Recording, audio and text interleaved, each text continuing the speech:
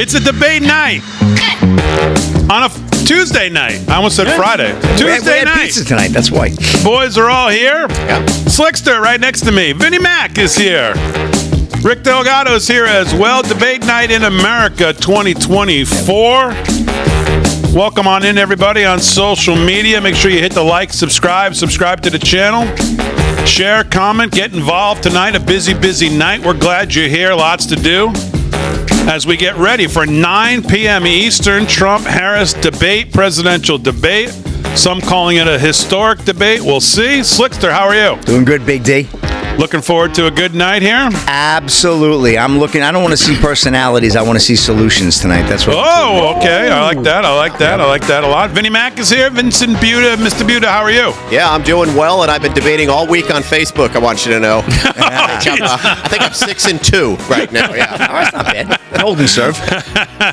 Rick Delgado's here. Mr. Delgado, how are you on a Tuesday night? I am good. I'm pleasantly surprised. This place looks pretty cool. It's almost like you're hanging out at home. Yeah, it looks That's good. true. We had what usually is Friday night pizza.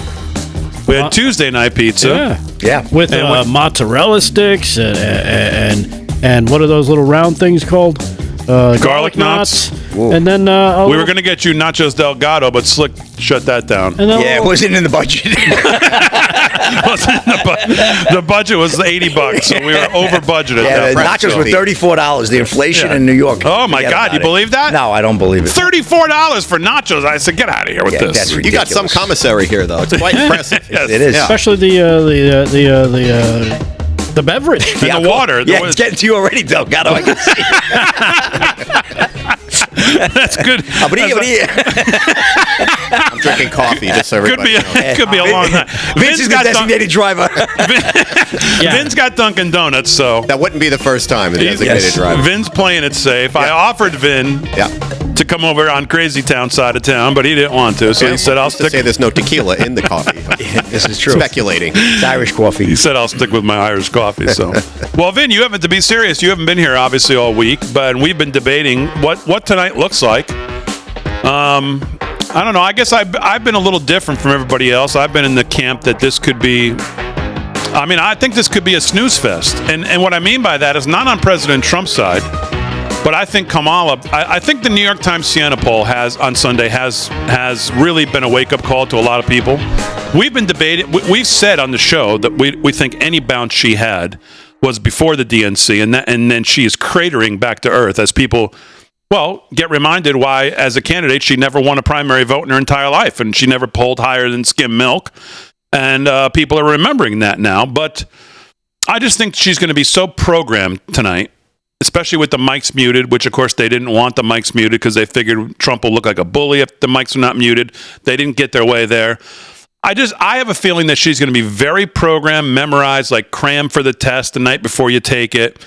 And that could lead to some boredom in this unless Trump finds a way to engage her directly at the end of his time on topics. Maybe he poses something to her directly and see what happens. The moderators, we know their job is to get her across the finish line. Give me your thoughts on the night, what you'd like to see, what it means. I think the pressure is on her. I think she's clearly behind. I think they know she's behind going into tonight. Tell me what you think. Yeah, I agree. The pressure's on her. These polls, every time I see these polls, I go with one expectation. Trump always polls lower because so many people are, embarrassed in a way or are afraid to say, I like Trump. So when it's 48-48, I'm like, it's 52, 47. Yeah. At the end of the day, she is going to be very scripted, as you said. I think this debate has been so hyped, overhyped. And we were just talking before we got on the air. There was an assassination attempt. There was a change in a presidential candidate. Now there's a major debate. All of this in the last 60 days. And where's the news? It's flown by. So this debate, they'll talk about it for the next day or two. At the end of the day, we all know Trump. We know his policies. If he can articulate them well tonight, good. That might help a few voters change their mind. She has everything to lose because if she goes into a word salad again, when we're putting Thousand Island dressing on that thing, she's toast. I mean, I really think she would lose votes. So I don't think Trump gains much. I think she loses a little in this whole thing. So I have low expectations, honestly, in this whole thing. Delgado, I know we talked about it in a week, but you want to maybe new viewers? You want to? What's your idea on tonight? Yeah. Again, and Vin makes a good point about Trump not needing really to do much. Just let her talk. Let her talk, because invariably she will turn back into Kamala Harris, right? Because if it's a snooze fest, if they're like, look, you need to stick to the talking points, she is going to come off stale and like she's not a real person. And I think that's going to hurt her as well, because she loves to laugh. Half of her conversations are laughing.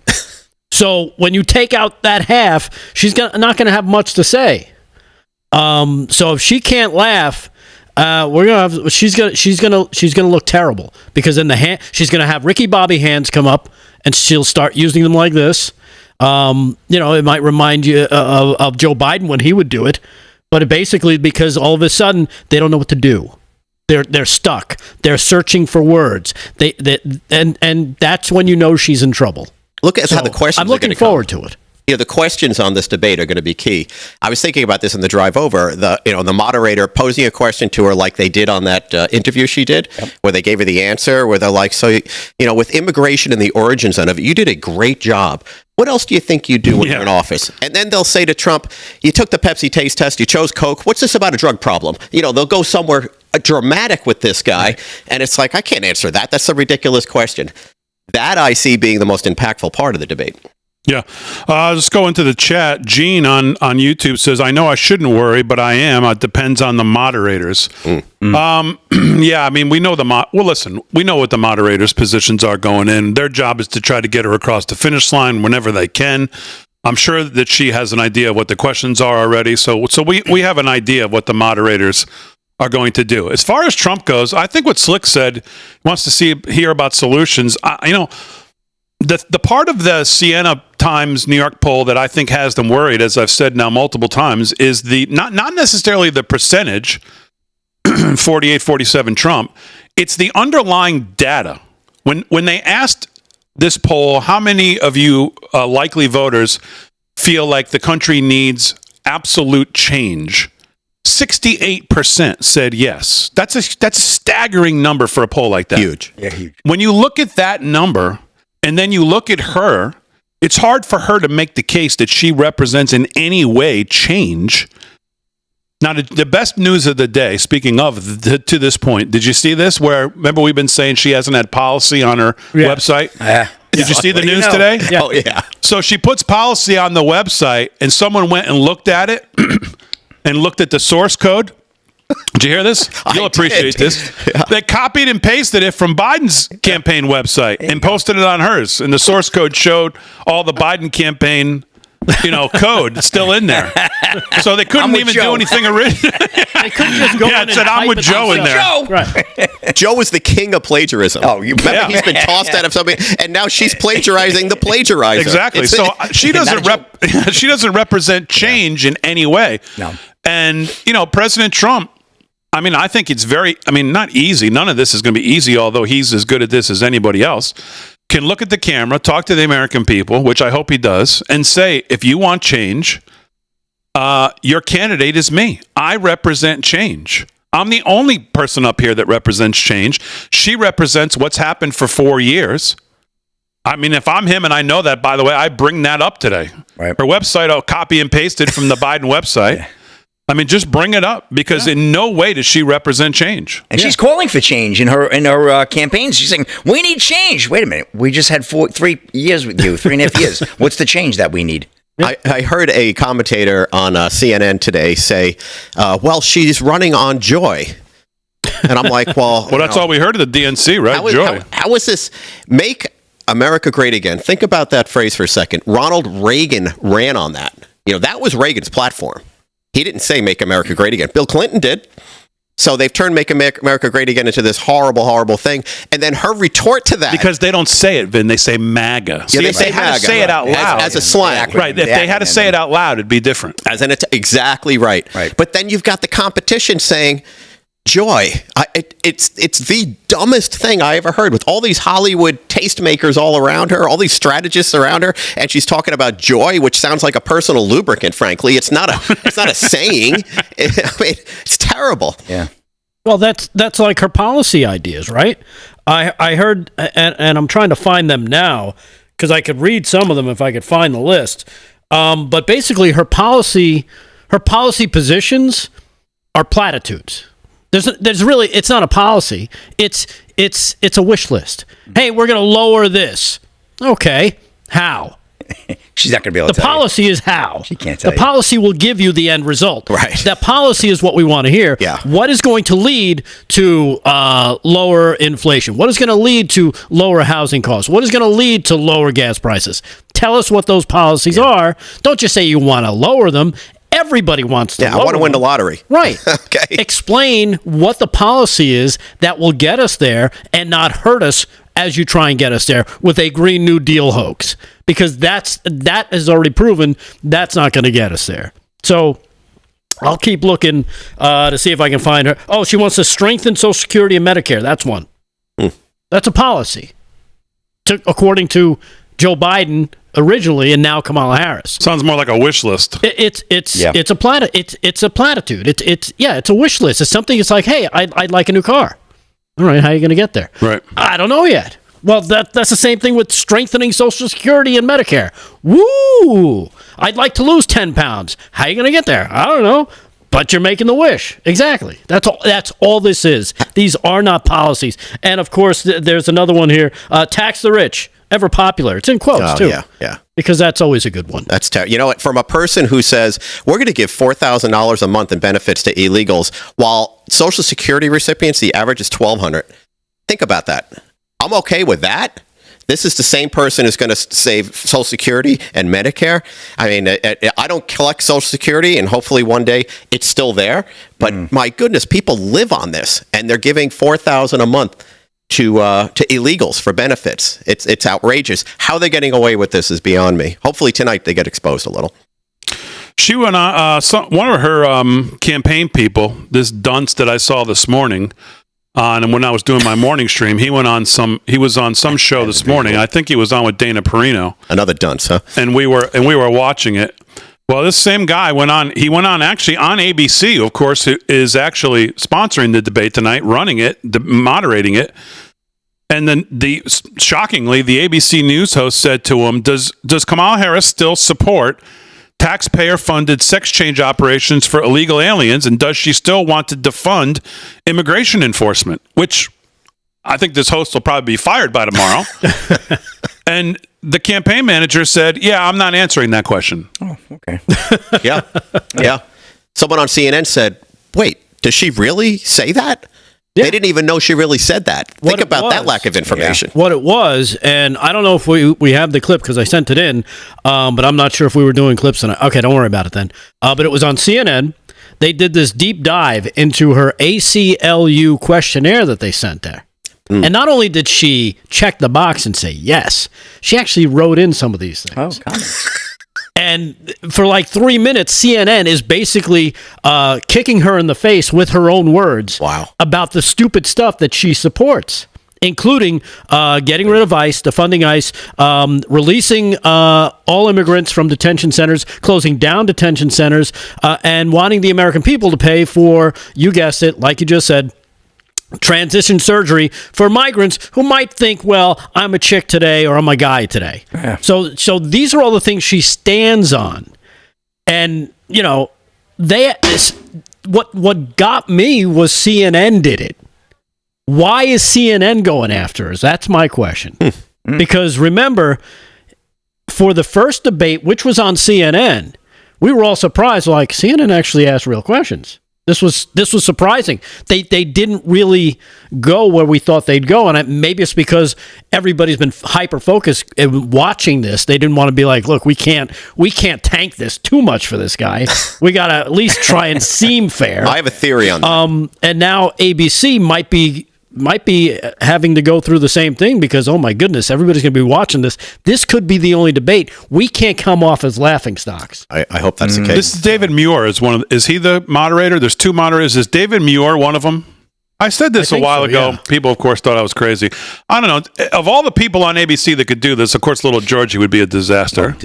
But I don't know. David Muir seems like he could be possibly fair to some degree. They did an analysis of his coverage of Trump. 100% negative. Yeah. 93% negative on Trump, 100% positive on Kamala. 100. This is the moderator. What do you expect? And on the CNN thing, by the way, so you're saying there's a chance. there's a chance. Yeah, Dumb and Dumber comes out again. The debate, the debate on CNN with Joe Biden, that was a fix from the beginning. They needed to expose Joe inside the halls of the left. They needed to expose him. CNN came through and said, "Look, we're going to be fair here because we're going to expose this guy." And you saw how fast they got rid of him? Yeah. That's why I say that, not from a conspiracy standpoint, but because the amount of speed he went down from that debate, it looked like a complete setup, and they look really good because they're like what you just said. Right. They didn't get in the way. They asked decent questions. Yeah, they didn't try to. Yeah. And it seems like CNN has been that way since that debate. Almost like, you know what, let's just kind of ride the middle here and see what happens. I hope that's the case. But this is not CNN tonight. It's going to be ABC's. That's true.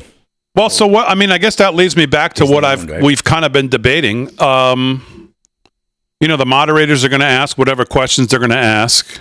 I'm sure when it comes to Trump, they're going to get to questions like E.G. and Carroll, and he's convicted. He's a felon. What is the sentencing coming up? Yeah. I'm assuming we're going to get some touch of that. Definitely. January 6th, electors. Will you stand by the result of the thing? I think you're going to get to some degree questions like that. I don't know how much. Let's hope takes too much time. But it brings me back to my question. If the moderators are clearly tanking this in the tank for Harris, and they're not confronting her with, well, you said this in the past. Now you say you support a wall. Now you say you support this. Now you say you support that. But you didn't support any of those just 4 years ago when you were last on the debate stage and you didn't make it to Iowa and you got creamed by Tulsi Gabbard. What's happened? If that doesn't happen from the moderators, does Trump have to find a way to engage her and ask these questions to her directly? I don't think they're going to go there. I hope they go there. I don't think they're going to go there. They're going to let her off. If they do that, I'd be shocked. But yeah, where else? Trump has two choices. I either bring those out or I sidestep it and just say, look, she's gone back and forth on this. Here's my policy. I'm going to, do this, and this, and this. She's flip-flopped. She was this one day. She was that the other day. I think that's the only thing he can do rather than get too deep into that because he needs to talk about what he's doing. But if they do not raise that and have a follow-up question, which is what they're supposed to do, then it's what we all think is going to happen. They're just in the tank for her. I mean, how do they not ask her? I mean, I know they're not going to, but how do you not ask her? Well, you're as close to Joe Biden during these last 4 years as anybody. When did you notice that he was slipping? Yeah. When did you notice he hit stage 7 of dementia? Why was it hidden? What part did you have in hiding it? Yeah. How long did you know? I mean, they're not going to ask her that. But the American people deserve to know that. It's just like being in the room for the Afghanistan withdrawal. Yeah. Yep. You're the last one in the room. Do you still stand by the moves you made? Do you still stand by how that went down? They're not going to ask her that, I wouldn't think. I think it's going to be Trump. I think he's going to level her with it. I think he has to. Yeah. He's got to expose her. And that report just came out. I mean, that was a scathing report, 347 pages on the Afghan, withdrawal. Scathing. They didn't listen to anybody. Forget about their own people. NATO, the UN, all sorts of international leaders, and she was the last one in the room and bragged about it. Yeah, and signed off on the piece of paper to commemorate it. Yeah, these are Harris things. Was here. Typical journalists. This is where we've lost our way. This is why I get into it all the time on Facebook. Yeah. We've lost our way because no one's just asking questions. These are not biased questions. Nope. This is not I support Trump and I want to hurt her. This is just a question. This is what anyone would ask me, you, anybody who's running. These simple questions. This is where we've lost our way. Yep. Because fairness doesn't exist. Media runs cover. That's what they do. I kicked somebody in the face this morning on Facebook, by the way. You did? You just reminded me. I just leveled the guy. You and I got to go. We got a tag team. Well, you know what? He posted a stupid meme, and the person who wrote this was dumb, but the person who posted it, who stole it from him, is even dumber for posting it, right? Because it's like, oh, it has a picture. It's got a picture of like Thomas Jefferson and George Washington. Oh, do you think they know we just mean muskets, right? And I'm like. And I respond to this. It was up for like 8 hours and nobody responded. So I'm like, wow, a lot of people think this is stupid. They're not saying anything, but I'm going to because I'm that guy. Sure. So I'm like, well, of course, this was not what they meant because muskets weren't specifically written, and I pointed out, and it's not for school shootings, you dolt, because that's what they're trying to equate it to. It's to throw off any government that starts to overstep their bounds. And, I ripped a quote from the Declaration of Independence, threw it in there, and just leveled this person. Haven't heard a peep. But other people tried to chime in and next time they're shooting up a school, great. And this is what liberals do. And they'll do it to you all the time. That's what you see on Facebook. This is why people get upset on Facebook and start rattling off like crazy like I did this morning, was because you get sucked into these idiots who post things. They equate gun rights with school shootings, two things that have zero to do with each other, have nothing to do with each other. I'm impressed you bring source material into your Facebook battles. I got to start doing that. But they try to they pick up the story in the middle, thinking, well, this is how I'm going to do it. It's like, well, no, you're just exposing yourself to know not what you're talking about. You're not talking about the First or Second Amendment now. You're talking about school shootings, which has to do with mental patients, running around shooting up schools because they have problems. You're not dealing with the fact that gun ownership in this country was put there to protect free speech and to keep the government at bay. It was never for hunting. Anybody who tries to pull that crap on you online, it was never for hunting. It was always for making sure the government knew its place, that there were bounds, and they could be replaced. On a scale of... By the way, let me just say this too. I am not suicidal. I have a lot of things going on. That was amazing, huh? Some plans. Whoa. And I got plans for this weekend. I am not suicidal. How many miles you got? 120. Slick? I'm going to do 120 on a bike. No problem. I'll do it backwards, backpedaling. So let's go inside the Harris campaign tonight. If you're sitting back there at 8:24, you got 36 minutes until you take the stage. Well, probably less than that. On a scale of 0 to 10, Delgado, I'll start with you. Give me the feeling in the Harris camp. She's back there. How nervous is she on a scale of 0 to 10? They started drinking this morning at 10. Yes, that's right.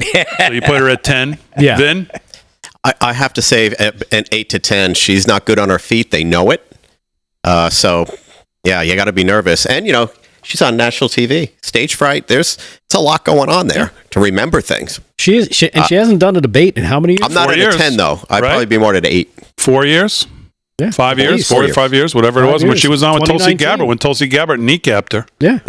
Over, everything she said in the past. Was great. Everything she did in the past. And Tulsi Gabbard's been working with Trump in this. I'm sure she's let him in on a lot of valuable information on her. So smart. Yeah. Slick, scale of 0 to 10? She's down 10 vodka Xanax martinis already, so I am positive that she is very nervous. She's got to face Trump. Listen, she hasn't even come out and faced the media, the press, right? No press conferences, no nothing. I'm telling you, she's nervous that Trump is going to pull back that Wizard of Oz curtain, all that DNC nonsense, all the charades, and expose her for the phony she is and the clueless policy person that she portrays to be. I think he's really going to expose her. That's what I want to see, and I want to see a massively strong close from the president. I mean, when you think about her, the one that always stands out to me is, was it in Poland she was in, and she got asked that question, and she turns to whoever it was she was with and says, almost like, save me. She's like, a friend in need is a friend indeed. Remember, she pulled that line because she didn't know how to answer the question? Oh, yeah. Right. I would think she's back there thinking, man, I got to fill 2 minutes at some points. 2 minutes I got to speak. It seems like 2 minutes is quick. Get asked a question and try to talk about it for 2 minutes. Yeah. That's a long time. And be articulate. You saw the clip where she got off the plane or the helicopter and pretended she was on a phone call, so she didn't have to talk she to had the press. the old earpods in there. She avoids it at all costs. Sorry. Yeah. I'm on a Zoom right now. Oh, you're talking on the phone. You know what? I actually think she thinks she's smart enough to do it. MSNBC says Kamala Harris didn't do any debate prep today, and she's just chilling. Yeah. She's drinking. She's chilling at the bar, Big D. You know she's freaking out if that's what they're saying on Rachel Maddow's show. Get out of here. They just sequestered her for 5 days for prep. Are you saying that they're not going to do a quick little, okay, let's run through this again? BS. I call shenanigans. That's garbage. Wow. Yeah. Well, again, I think this New York Times Siena poll has them all scared. I think they realize she's down. I think she realizes. Now, let's play devil's advocate here a little bit on the poll numbers. And I've been saying this, and Vin, again, you haven't been here, so I'll come to you first. I don't know if you've thought about it from this angle. But a lot of the polls obviously show positive numbers for the New York Times Siena. Has Trump up 48-47. Nate Silver, who after, when was it before the DNC, I think had Kamala Harris up 1 in the 538 poll. He now has Trump at 63% chance of winning, and he has her at like 38. I mean, it's been a total reversal. But I've been making the point, and of course we don't trust polls for the most part anyways, but I've also been making the point, and I saw this online today, that after this debate, we have to have a serious conversation about these polls in the fact that Mark Robinson in North Carolina, a state Trump has to win, Kari Lake in Arizona, a state that Trump would like to win, maybe not needs to, but definitely would help and would like to win. Both of those races, the polling is not good for either one of those candidates.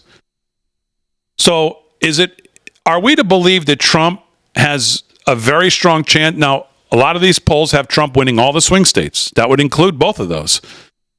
Could we imagine a scenario where Trump could win a state and not have the coattails to be able to pull the Senate candidate with him? Like in Pennsylvania, David McCormick is 1 point down, knocking on the door, and Trump shows that he's ahead in Pennsylvania, or very close. North Carolina, some of these things, so Trump has a 70% chance to win North Carolina, but Mark Robinson's down like 7 points. Arizona, I saw one that Trump's 77% to win Arizona, but Kari Lake's getting bombed like 7-8 points. Yeah. What do you make of all those numbers? What are we to believe? What are we to just say that's all nonsense anyways? Yeah. What do you think? First off, on the Trump side, I believe those numbers. I think he's way further ahead than they've been letting us know. And I think the left does a good job using polling as marketing. As far as the senatorial races, Trump's never pulled. He's never pulled. He wasn't able to pull a lot of things across the finish line from the senatorial races and the Congress races and so on. He has not. So I'd be skeptical. I think it's going to be a toss-up for those senatorial races. I don't think the Trump thing's going to push him over. The Trump voters, the folks that are really voting for Trump, are passionate, hardcore Trump supporters, not necessarily just typical Republicans. It's a very, very passionate, hardcore audience. And then you talk about Kari Lake or others. These are Republicans, right? And more of the traditional stance. So he hasn't pulled, and I would say that's probably going to happen again. I don't want it to happen, but that's my sort of view of it.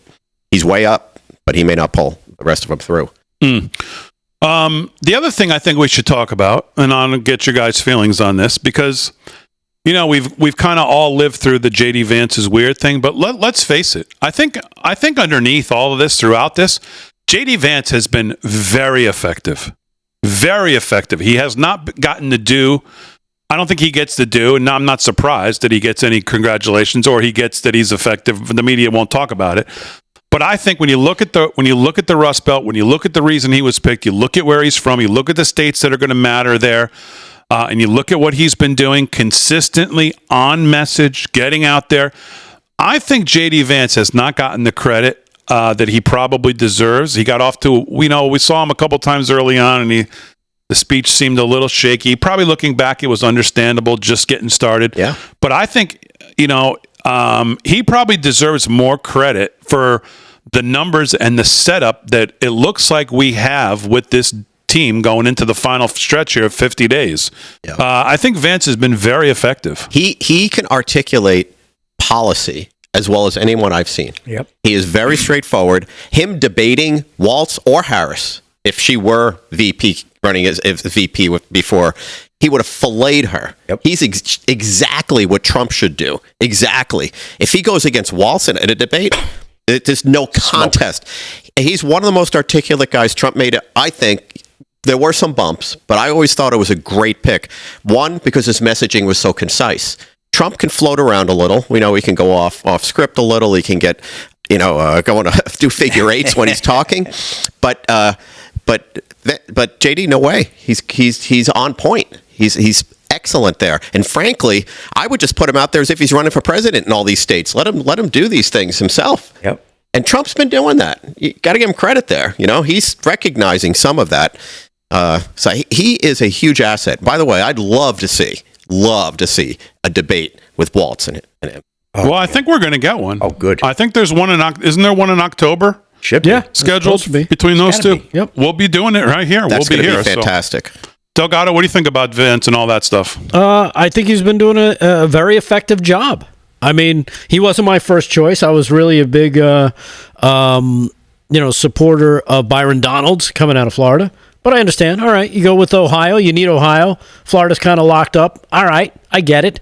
But no, he's been proven to be a very good running mate for the president, especially because he gives you that other side. He gives you that more down to earth. Here's straight policy side, without trying to steal the spotlight. You only can have one star.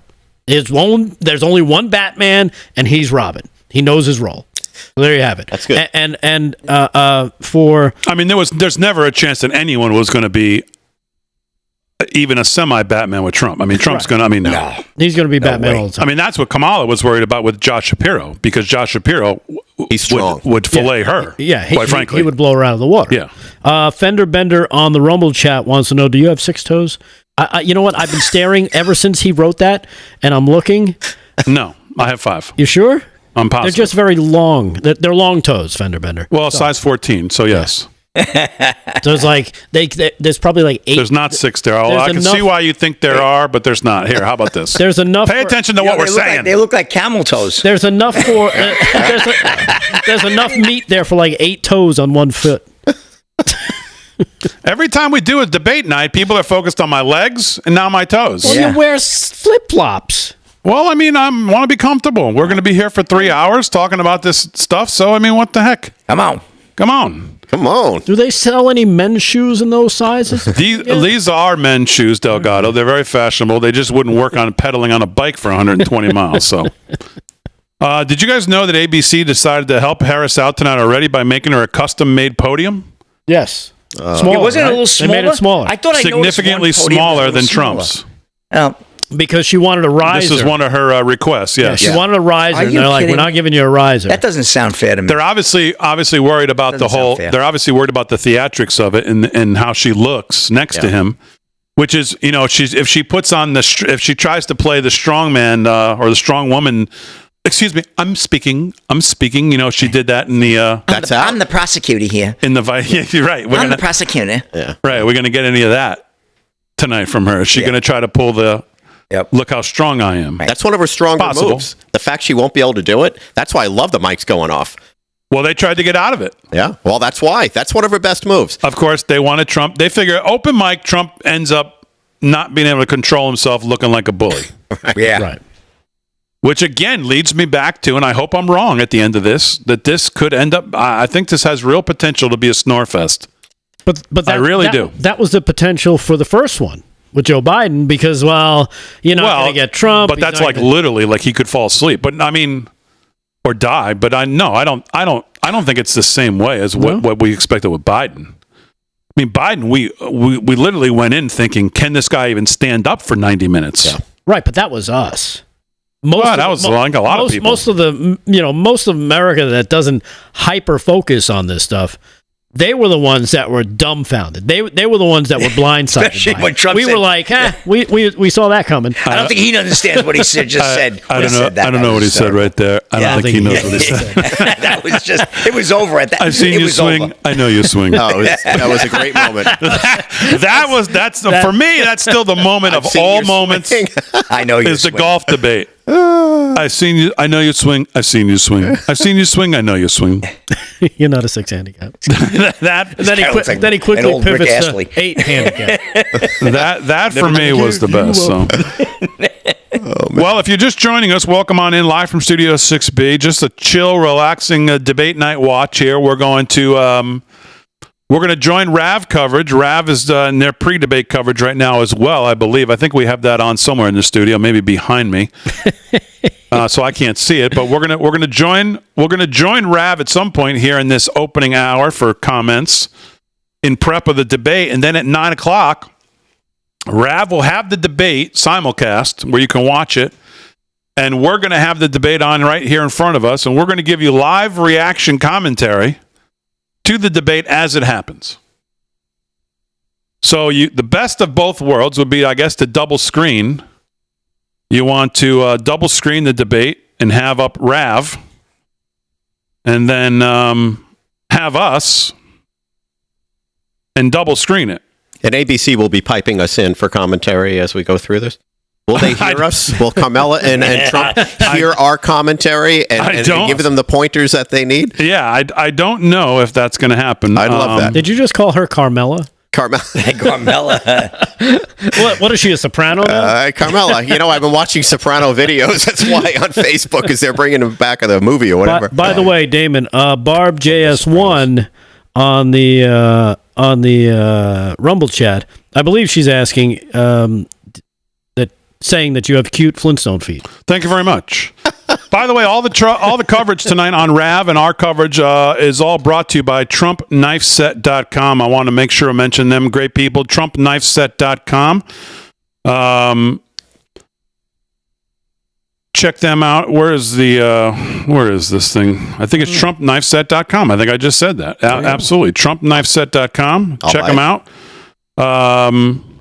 Real America's Voice viewers, if you're looking for a powerful way to honor the legacy of the 45th and possibly 47th President of the United States and showcase your American pride, check out TrumpKnifeSet.com, all one word, TrumpKnifeSet, TrumpKnifeSet.com.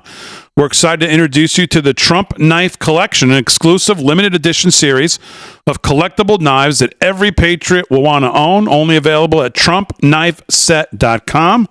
This isn't just another product. This is a true journey for every proud American. Each month, a new limited edition knife arrives at your doorstep. And not just any knives, these are American-made, high-quality collectibles with razor-sharp stainless steel blades and elegant hand-polished wood handles. You can see and feel the quality when you put one of these in your hands. These knives are built to last, just like the principles President Trump fought for. Every knife is a piece of art featuring a full-color image of President Trump and one of his iconic messages that define his presidency. These knives are just not collectibles. They're a tribute to the moments that made Trump's leadership unforgettable. And the only way to get them is heading over to TrumpKnifeSet.com. So go there. They support us, and we appreciate that. TrumpKnifeSet.com. Check them out. They're, of course, the sponsor for all your debate night coverage on Rav and on here on Rumble, which we will be exclusively on come 9 o'clock on Real America's Voice Rumble. And, of course, all the socials at LFS6B, whatever platform you're watching on. Make sure you smash the like, hit the thumbs up, and subscribe. We appreciate all of you. We'll get to some of your comments here as we head towards 9 o'clock. Yeah, well, let's tell Carmella Harris not to go to TrumpKnifeSet.com because she might need those after the debate. It might be a very tough night for her. Yeah, that's Carmella. That's exactly right. Well, I've been thinking about whether I think this could be a tough night for her. I mean, listen, I think all the pressure's on her. She hasn't done one of these. She's going up against maybe the best that's ever done it. Someone who's nothing is going to throw him off. There's no nervousness on his part. There's nothing that's going to throw him off. It's just a matter of, I think it's going to be just a matter of how he adapts to where the moderators take this. You think that's fair? I think that's the thing that could ignite him. But here's the biggest difference, no matter what, and no matter who is against Trump, he knows the material. He really knows the material. And knowing the material as well as he does, he doesn't have to start thinking about, how did I prep for this answer? He doesn't have to think about any of that. Natural. She has to think about every piece of it. What did I say? What do I have to say? What's the new thing I say? What's the old thing I say? And she's done nothing. And she's done nothing. But when you're so in tune and astute with your information and what you do, you don't need any of that.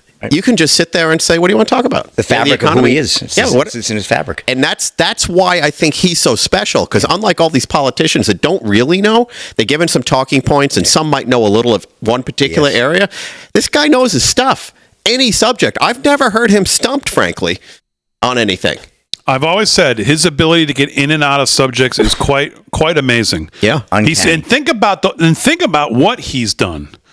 And Vin, we talked about this back in 2015, 16, when we started this show, just me and you sitting here every night, that he was going to change the game and he was going to use media in a different way. And in some ways, he's doing it again now. Think about the interviews he's done. He could do Dana Bash if he wanted to for 8 minutes, 9 minutes. He's done Lex Friedman podcast, hour and 15 minutes. He's done Sean Ryan, over an hour. Yeah. He has done some really long form sit down and ask away. Podcasts. That's what he's doing. Right. And it's podcasts that not the mainstream Americans really know. There's a few that he went on. I'm like, who's that person? They don't have a huge audience as opposed to Milk Boys, huge audience. Lex Friedman, huge audience. Right, but they're not mainstream names. People don't know them at your dinner table. You can't sit around and be like, oh my God, that Lex Friedman, woo, he's hilarious. Nobody knows who they are, but they have big followings, and that's the thing. When the fact that he can go on these things, and he's done a bunch of them, and we've seen no clips of him saying things that people go, oh my God, I can't believe he said it. Amazing. Why? Because he's been saying the same thing for year after year after year. He doesn't change. This is who he is. This is his message. This is what he believes. And that's it. There's no flip-flopping. There's no, let me take a new position because I'm trying to appeal to this voter. It's just, that's who he is. And people know that. He's a known quantity. So, and also, people are like, she's going to be introduced to America now with the debate. Okay. But introduced. What? I mean, right. She's going to be exposed is hopefully what she's going to be for who she is. That's she's been in the public eye. But you hear about this on like the CNNs of the world. They're going, there's such a big margin for her to grow and expand because people don't know her as well. That's actually not a good thing with 60 days ago before an election. Right.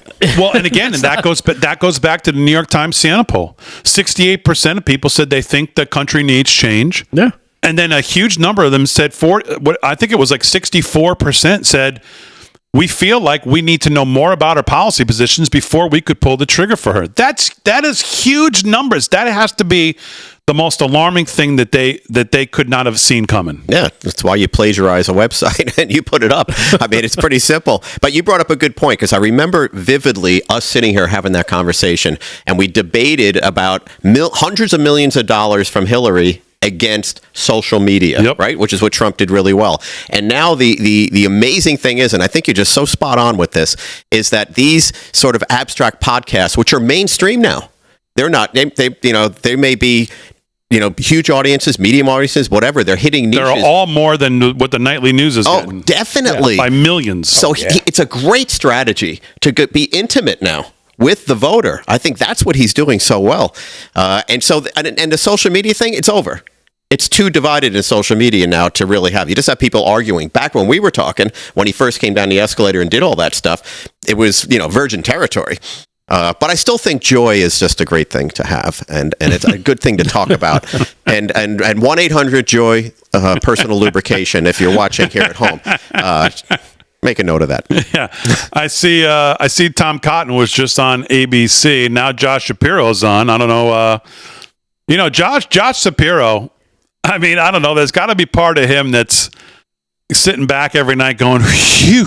Yeah, dodged the bullet. because I mean, listen, he would have most likely brought it. I mean, if not brought it, guaranteed would have very likely helped her bring Pennsylvania along, which Very would strong. have been Very which strong. would have been a huge problem.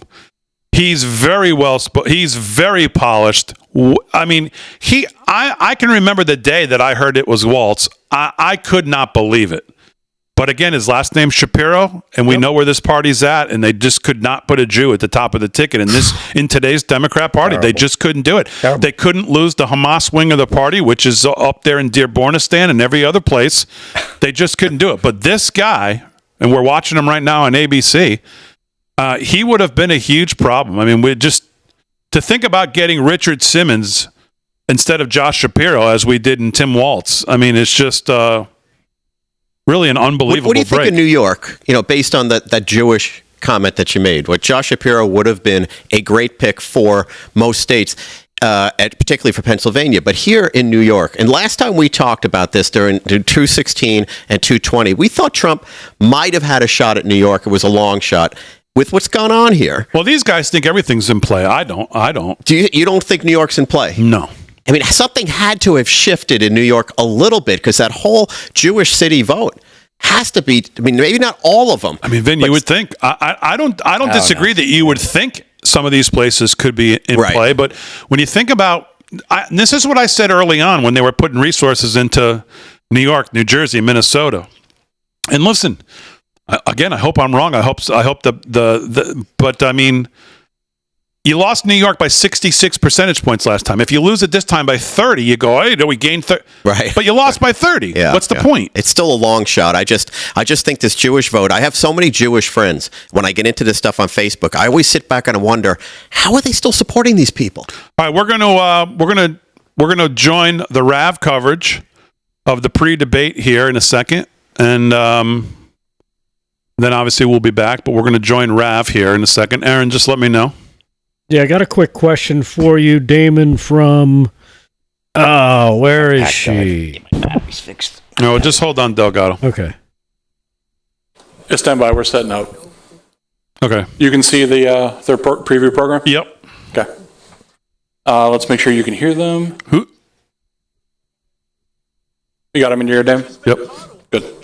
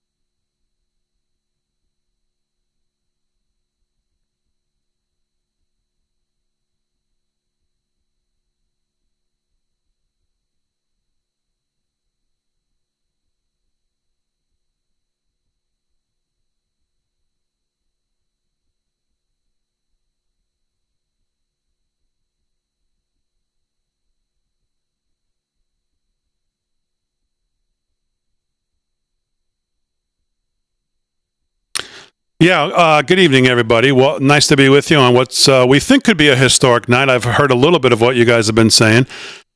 Listen, I think the New York Times Siena poll has them rattled. I think she's rattled. I think they know she's losing, and I agree with what everybody said. She's untested. She never polled higher than skim milk when she was a candidate. It's not like voters haven't had a chance to look at her, and she's never got a vote. I mean, she never made it to Iowa. People know who she is.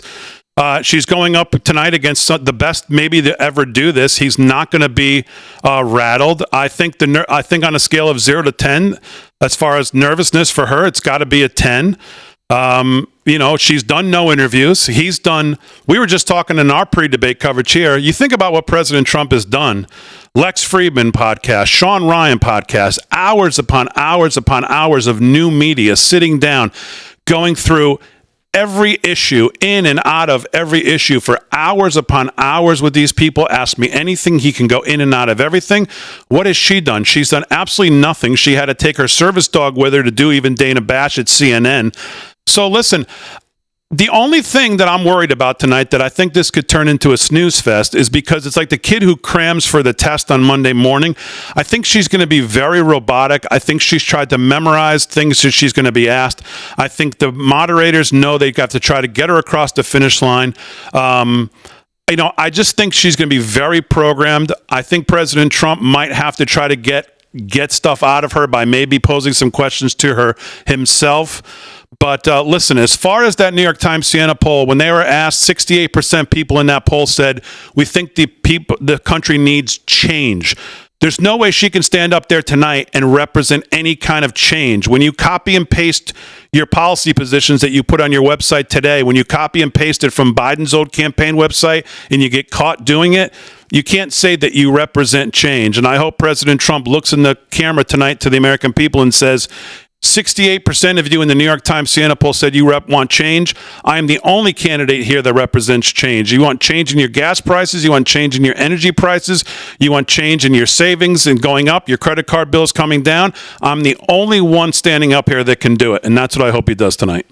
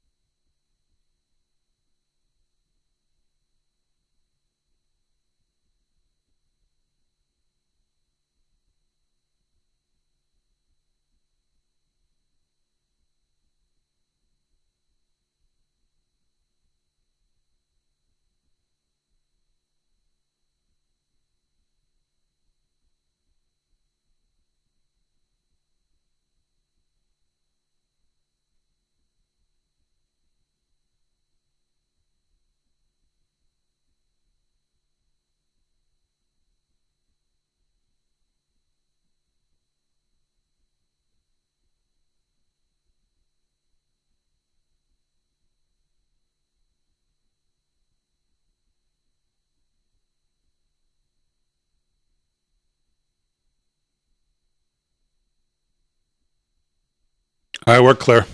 All right, we're back on the stream. Sorry about that, folks. Had to join Rav. For those of you who could only see me sitting here in silence. But here we go. We are David Muir and whoever this woman is, or Upended just weeks ago, President Biden withdrawing after his last debate. Donald Trump now up against a new opponent. The candidates separated by the smallest of margins, essentially tied in the polls nationally and in the key battlegrounds, including right here in Pennsylvania, all still very much in play. The ABC News presidential debate starts right now.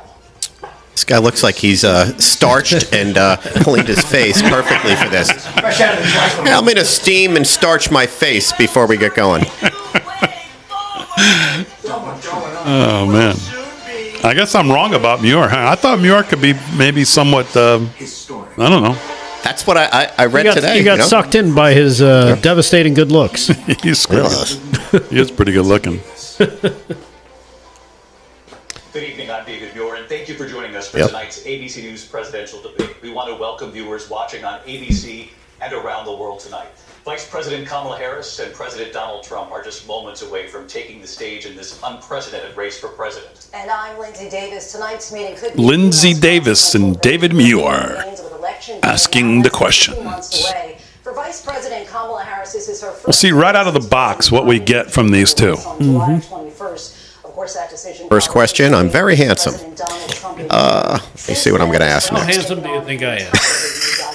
On a scale of 10 and 10. 90 minutes with 2 commercial breaks. No topics or questions have been shared with the campaigns. The candidates. Please. No, just with one candidate. No topics have been shared with the campaigns, they said. Okay. And 1 minute for follow-ups, clarifications, or responses. Their microphones will only be turned on when it's their turn to speak. No pre-written notes allowed. There is no audience here tonight in this hall at the National Constitution. I think all of this still favors Trump as it did with Biden. I do too.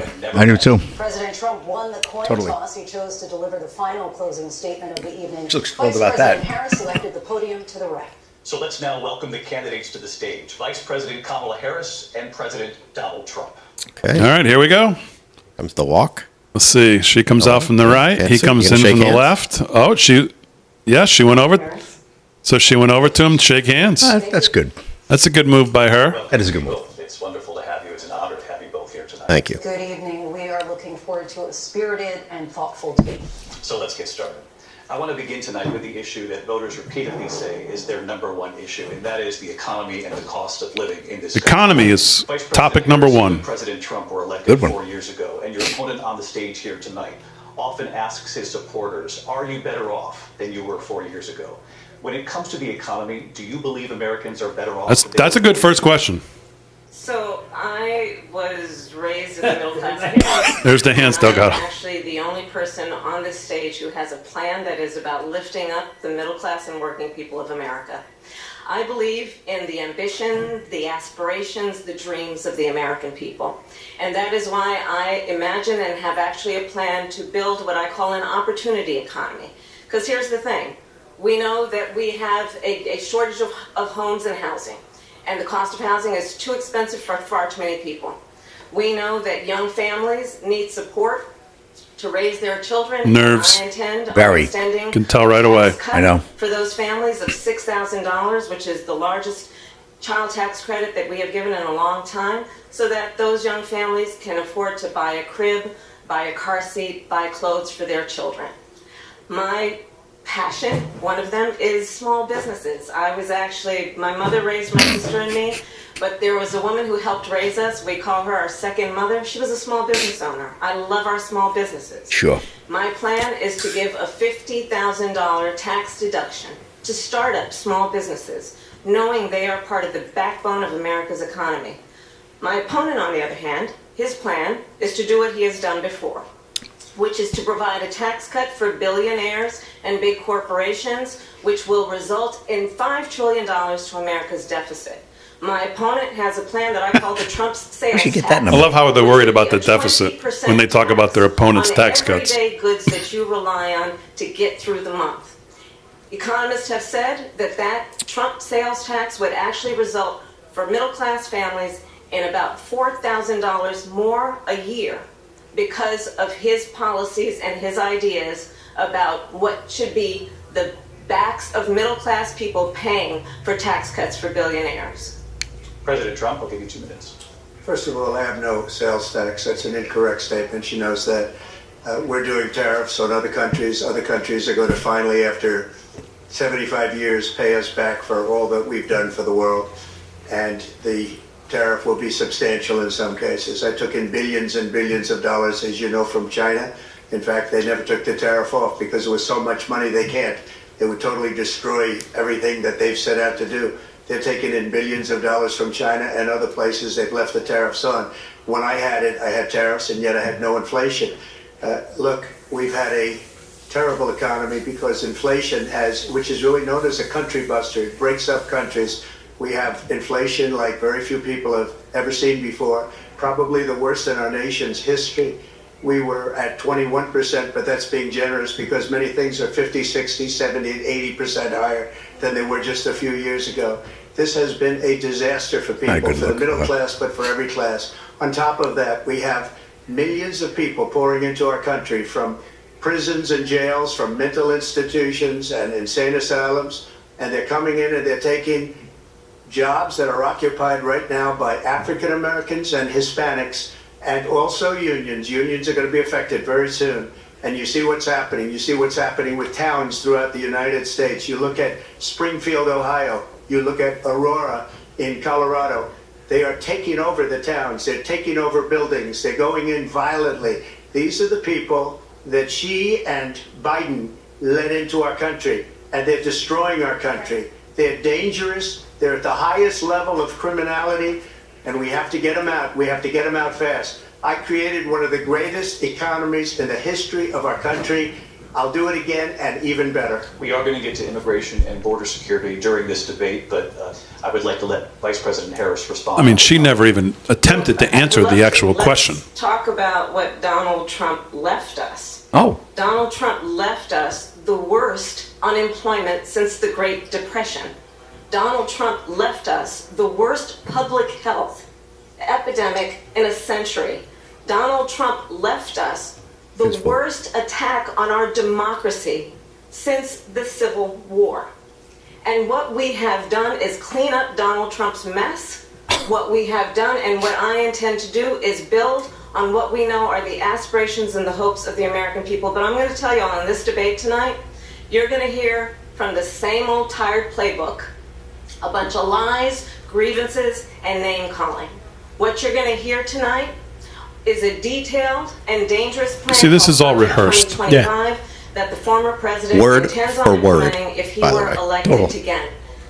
I believe very strongly She'll trip up. that the American people want a president who understands the importance of bringing us together, knowing we have so much more in common than what separates us. And I pledge to you to be a president for all Americans. I'm President speaking. Trump will give you a minute to respond. Number one, I have nothing to do, as you know, and as she knows better than anyone, I have nothing to do with Project 2025. That's out there. I haven't read it. I don't want to read it purposely. I'm not going to read it. This was a group of people that got together. They came up with some ideas. I guess some good, some bad, but it makes no difference. I have nothing to do. Everybody knows I'm an open book. Everybody knows what I'm going to do. Cut taxes very substantially and create a great economy like I did before. We had the greatest economy. We got hit with a pandemic. And the pandemic was not since 1917, where 100 million people died, has there been anything like it. We did a phenomenal job with the pandemic. We handed them over a country where the economy and where the stock market was higher than it was before the pandemic came in. Nobody's ever seen anything like it. We made ventilators for the entire world. We got gowns, we got masks, we did things that nobody thought possible. And people give me credit for rebuilding the military. They give me credit for a lot of things, but not enough credit for the great job we did with the pandemic. But the only jobs they got were bounce back jobs. These were jobs bounced back, and it bounced back and it went to their benefit. But I was the one that created them. They know it, and so does everybody else. Vice President Harris, I'll let you respond. So, Donald Trump has no plan for you. And when you look at his economic plan, it's all about tax breaks for the richest people. I am offering what I describe as an opportunity economy, and the best economists in our country, if not the world, have reviewed our relative plans I love when for they the say this. future of I didn't know America. she had a plan. What Goldman She can't even Sachs name an said economist. She's is not that answering the Donald questions. Trump's plan Elmer would Fudd, make I the believe. economy worse. Mine would strengthen the economy. What the Wharton School has said is Donald Trump's plan would actually explode the deficit. 16 Nobel laureates have described Here we go, Nobel laureates. his economic laureates. plan as something that would increase inflation and by the middle of next year would invite a recession. You just have to look at Right. where we are and where we stand on Again, issues. this question, this question was, are you better off than you were 4 years ago? I wish, since she won't answer the question, I wish he would say the answer is no. Then he isn't looking out for you. I went to the Wharton School of Finance, and many of those professors, the top professors, think my plan is a brilliant plan. It's a great plan. It's a plan that's going to bring up our worth, our value as a country. It's going to make people want to be able to go and work and create jobs and create a lot of good, solid money for our country. And just to finish off, she doesn't have a plan. She copied Biden's plan, and it's like 4 sentences, like run, spot, run. 4 sentences. Run, spot, run. She doesn't have a plan. Take a look at her plan. She doesn't have a plan. Mr. President, I do want to drill down on something you both brought up. The Vice President brought up your tariffs, you responded, and let's drill down on this, because your plan is what she calls is essentially a national sales tax. Your proposal calls for tariffs, as you pointed out here, on foreign imports across the board. You recently said that you might double your plan, imposing tariffs up to 20% on goods coming into this country. As you know, many economists say that with tariffs at that level, costs are then passed on to the consumer. Vice President Harris has argued it'll mean higher prices on gas, food, clothing, medication, arguing it costs the typical family nearly $4,000 a year. Do you believe Americans can afford higher prices because of tariffs? They're not going to have higher prices. What's going to have, and who's going to have higher prices, is China and all of the countries that have been ripping us off for years. I was the only president ever. China was paying us hundreds of billions of dollars, and so were other countries. And you know, if she doesn't like them, they should have gone out and they should have immediately cut the tariffs. But those tariffs are there 3.5 years now under their administration. We are going to take in billions of dollars, hundreds of billions of dollars. I had no inflation, virtually no inflation. They had the highest inflation perhaps in the history of our country, because I've never seen a worse period of time. People can't go out and buy cereal or bacon or eggs or anything else. The people of our country are absolutely dying with what they've done. They've destroyed the economy. And all you have to do is look at a poll. The polls say 80 and 85 and even 90% that the Trump economy was great, that their economy was terrible. Vice President Harris, I do want to ask for your response. And you heard what the president said there, because the Biden administration did keep a number of the Trump tariffs in place. So how do you respond? Well, let's be clear that the Trump administration resulted in a trade deficit, one of the highest we've ever seen in the history of America. He invited trade wars. You want to talk about his deal with China? What he ended up doing is, under Donald Trump's presidency, he ended up selling American chips to China to help them improve and modernize their military, basically sold us out, when a policy about China should be in making sure the United States of America wins the competition for the 21st century, which means focusing on the details of what that requires. But all of this clearly is thought through and rehearsed. Focusing on investing in American-based technology so that we win the race on AI, on quantum computing. Focusing on what we need to do to support Question was on America's tariffs. Workforce, so that we don't end up having chips it down. She's pulling it out. In terms of workers, she said in the opening how she loves small business, but yet about this with COVID, they shut down more businesses than President Xi. I'll take tariffs for 500, please. Look at his tweet. Thank you, President Xi! ! When we know that Xi was responsible for lacking and not giving us transparency about the origins of COVID. President Trump, I'll let you respond. First of all, they bought their chips from Taiwan. We hardly make chips anymore because of philosophies like they have and policies like they have. I don't say her because she has no policy. Everything that she believed 3 years ago and 4 years ago. this thing she's doing is not a good look for her. This hands and constant head movement. She's gone to Yep, I don't like her look. I'm going to send her a MAGA hat, he said. She changed it. and it will be the end of She's our country. trying to be condescending. She's a Marxist. Wrong guy to do that Everybody to. knows she's a Marxist. She doesn't. Her It's father's a certainly not. Call her a Marxist. It's not a good professional look at all. He taught her well. Like, look at this. Look at this. When Wow. you- With the hand. School teacher. To our country. Johnny. And when you look at these millions and millions I'm of speaking. people that are pouring into our country monthly, where it's, I believe, 21 This is- million people. it's not so the 15 phony, that too. People say. She's going- And I think yeah. It's a lot higher than the 21. Good point. That's bigger than New York State pouring in. And just look at what they're doing to our country. They're criminals. Many of these people coming in are criminals. And that's bad for our economy, too. You know, you mentioned before, we'll talk about immigration later. Well, bad immigration is the worst thing that can happen to our economy.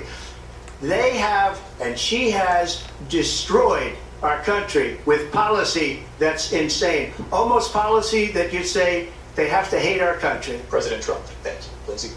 I want to turn to the issue of abortion. President Trump, you've often Of course you touted do. were able to kill Roe v. Wade. Last year, you said that you were proud to be the most pro-life president in American history. Then last month, you said that your administration would be great for women and their reproductive rights. In your home state of Florida, you surprised many with regard to your 6-week abortion ban, because you initially had said that it was too short. And you said, quote, I'm going to be voting that we need more than 6 weeks. But then the very next day, you reversed course and said you would vote to support the 6-week ban. Vice President Harris says that women shouldn't trust you on the issue of abortion because you've changed your position so many times. Therefore, why should they trust you? Well, the reason I'm doing that vote is because the plan is, as you know, the vote is, they have abortion in the 9th month. They even have, and you can look at the governor of West Virginia, the previous governor of West Virginia, not the current governor, is doing an excellent job. But No, the governor Virginia, before, not West Virginia. He said the baby will be born, and we will He means decide Virginia. what to do with the baby. In other words, we'll execute the baby. And that's why I did that, because that predominates, because they're radical. The Democrats are radical in that. And her vice presidential pick, which I think was a horrible pick, by the way, for our country, because he is really out of it. But her vice presidential pick says abortion in the 9th month is absolutely fine. He also says execution after birth. It's an execution, no longer abortion, because the baby is born, is okay. And that's not okay with me, hence the vote. But what I did is something for 52 years they've been trying to get Roe v. Wade into the states. And through the genius and heart and strength of 6 Supreme Court justices, we were able to do that. Now, I believe in the exceptions for rape, incest, and life of the mother. I believe strongly in it. Ronald Reagan did also. 85% of Republicans do. Good deference. Exceptions. Very important. But we were able to get it, and now states are voting on it. And for the first time, you're going to see, look, this is an issue that's torn our country apart for 52 years. Every legal scholar, every Democrat, every Republican, liberal, What do we make of her, like, all wanted this issue to be brought back to her the citizens, interactions people to here? vote. Phony. And that's what happened. And now, Who told her this was a good idea? It was somewhat liberal. Kansas, the Phony vote was arrogance. somewhat liberal, much more liberal than people would have thought. But each individual state is voting. It's the vote of the people now. It's not tied up in the federal government. I did a great service in doing it. It took courage to do it. And the Supreme Court had great courage in doing it. And I give tremendous credit to those 6 justices. There is no state in this country where it is legal to kill a baby after it's born. Madam Vice President, I want to get your response to President Trump. Well, as I said, you're going to hear a bunch of lies, and that's not actually a surprising fact. Let's understand how we got here. Donald Trump hand-selected 3 members of the United States Supreme Court with the intention that they would undo the protections of Roe v. Wade. And they did exactly as he intended. And now in over 20 states, there are Trump abortion bans, which make it criminal for a doctor or nurse to provide health care. In one state, it provides prison for life. Trump abortion bans that make no exception even for rape and incest. See, this is all understand what that means. A survivor of a crime prepared. of She came violation prepared with this. to their body does not have the right to make a decision about what happens to their body next. That is immoral. And one does not have to abandon. I like he's not looking at her. or deeply held beliefs Right. to agree. I mean, her The behavior government is- And Donald Trump certainly should His not focus be is telling very a woman good. what I like to the do look, too. I agree with that. her Good point, Vin. body. I have talked with women around our country. You want to talk about this is what people want? At McDonald's when you work there? Pregnant women who want to carry said she didn't work a there. pregnancy to term, suffering from a miscarriage, being denied care in an emergency room because the healthcare providers are afraid they might go to jail, and she's bleeding out in a car in the parking lot. She didn't want that. Her husband didn't want that.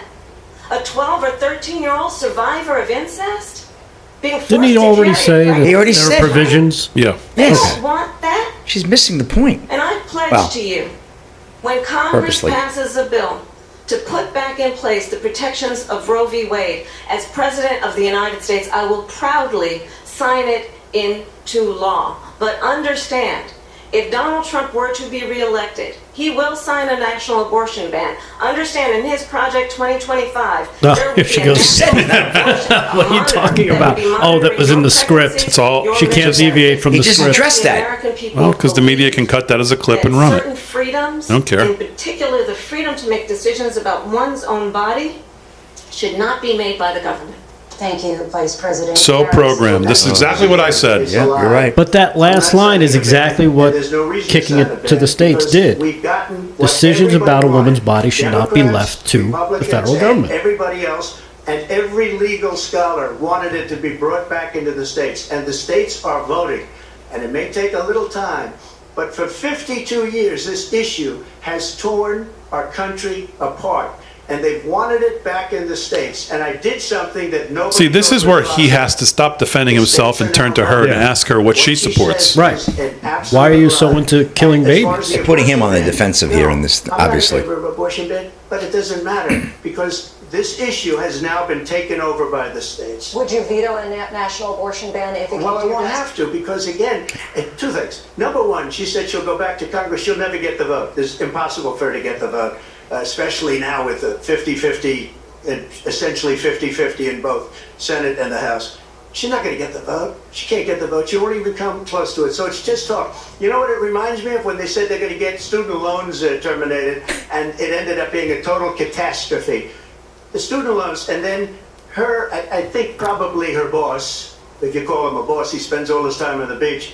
But look, her boss went out and said, we'll do it again. We'll do it a different way. And he went out, got rejected again by the Supreme Court. So all these students got taunted with this whole thing about this whole idea.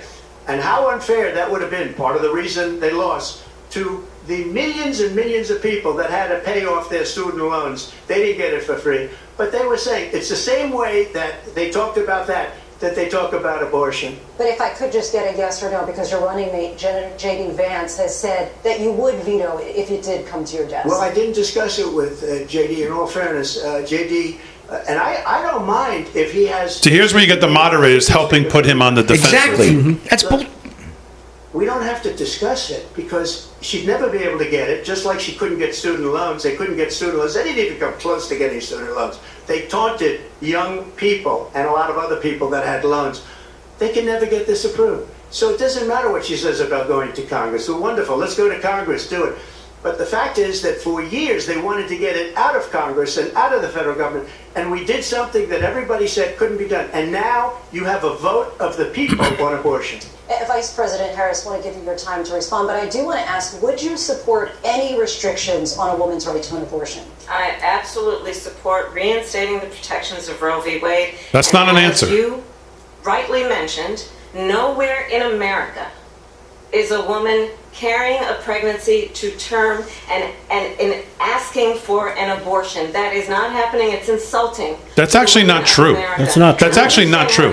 There are states that babies who survive abortions die. Couples who pray and dream of having a family How did she get away with this? are being denied IVF She just says it. treatments.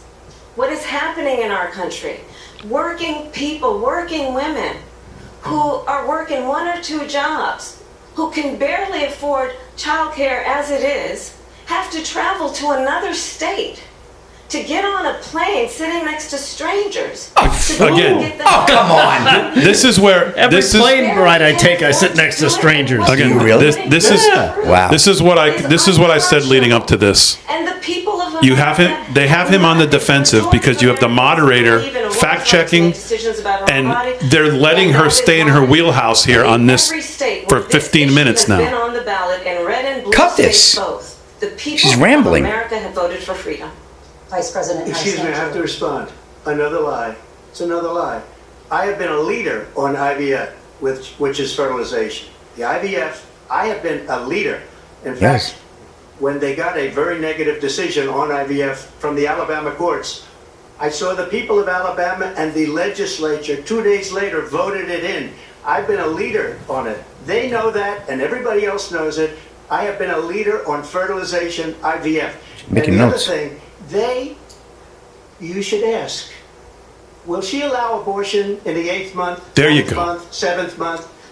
Okay. Well, answer it. Answer the question. Why don't you answer that question? Why don't you That's answer the problem. question? Would you Because veto? under Roe v. Answer Wade, the question, you would you veto? you could do abortions in the 7th month, the 8th month, the 9th That's month, not true. and probably after birth. Just look at the governor, former governor of Virginia.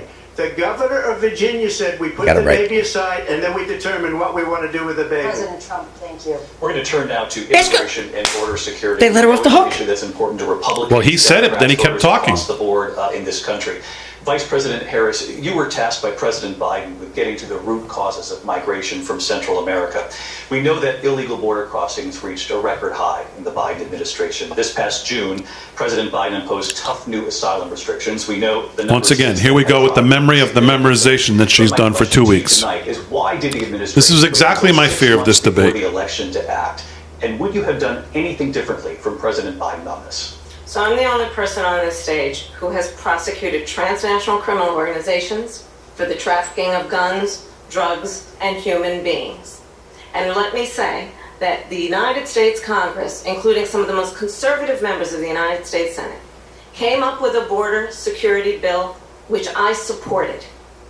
And that bill would have put 1,500 more border agents on the border to help those folks who are working there right now overtime trying to do their job.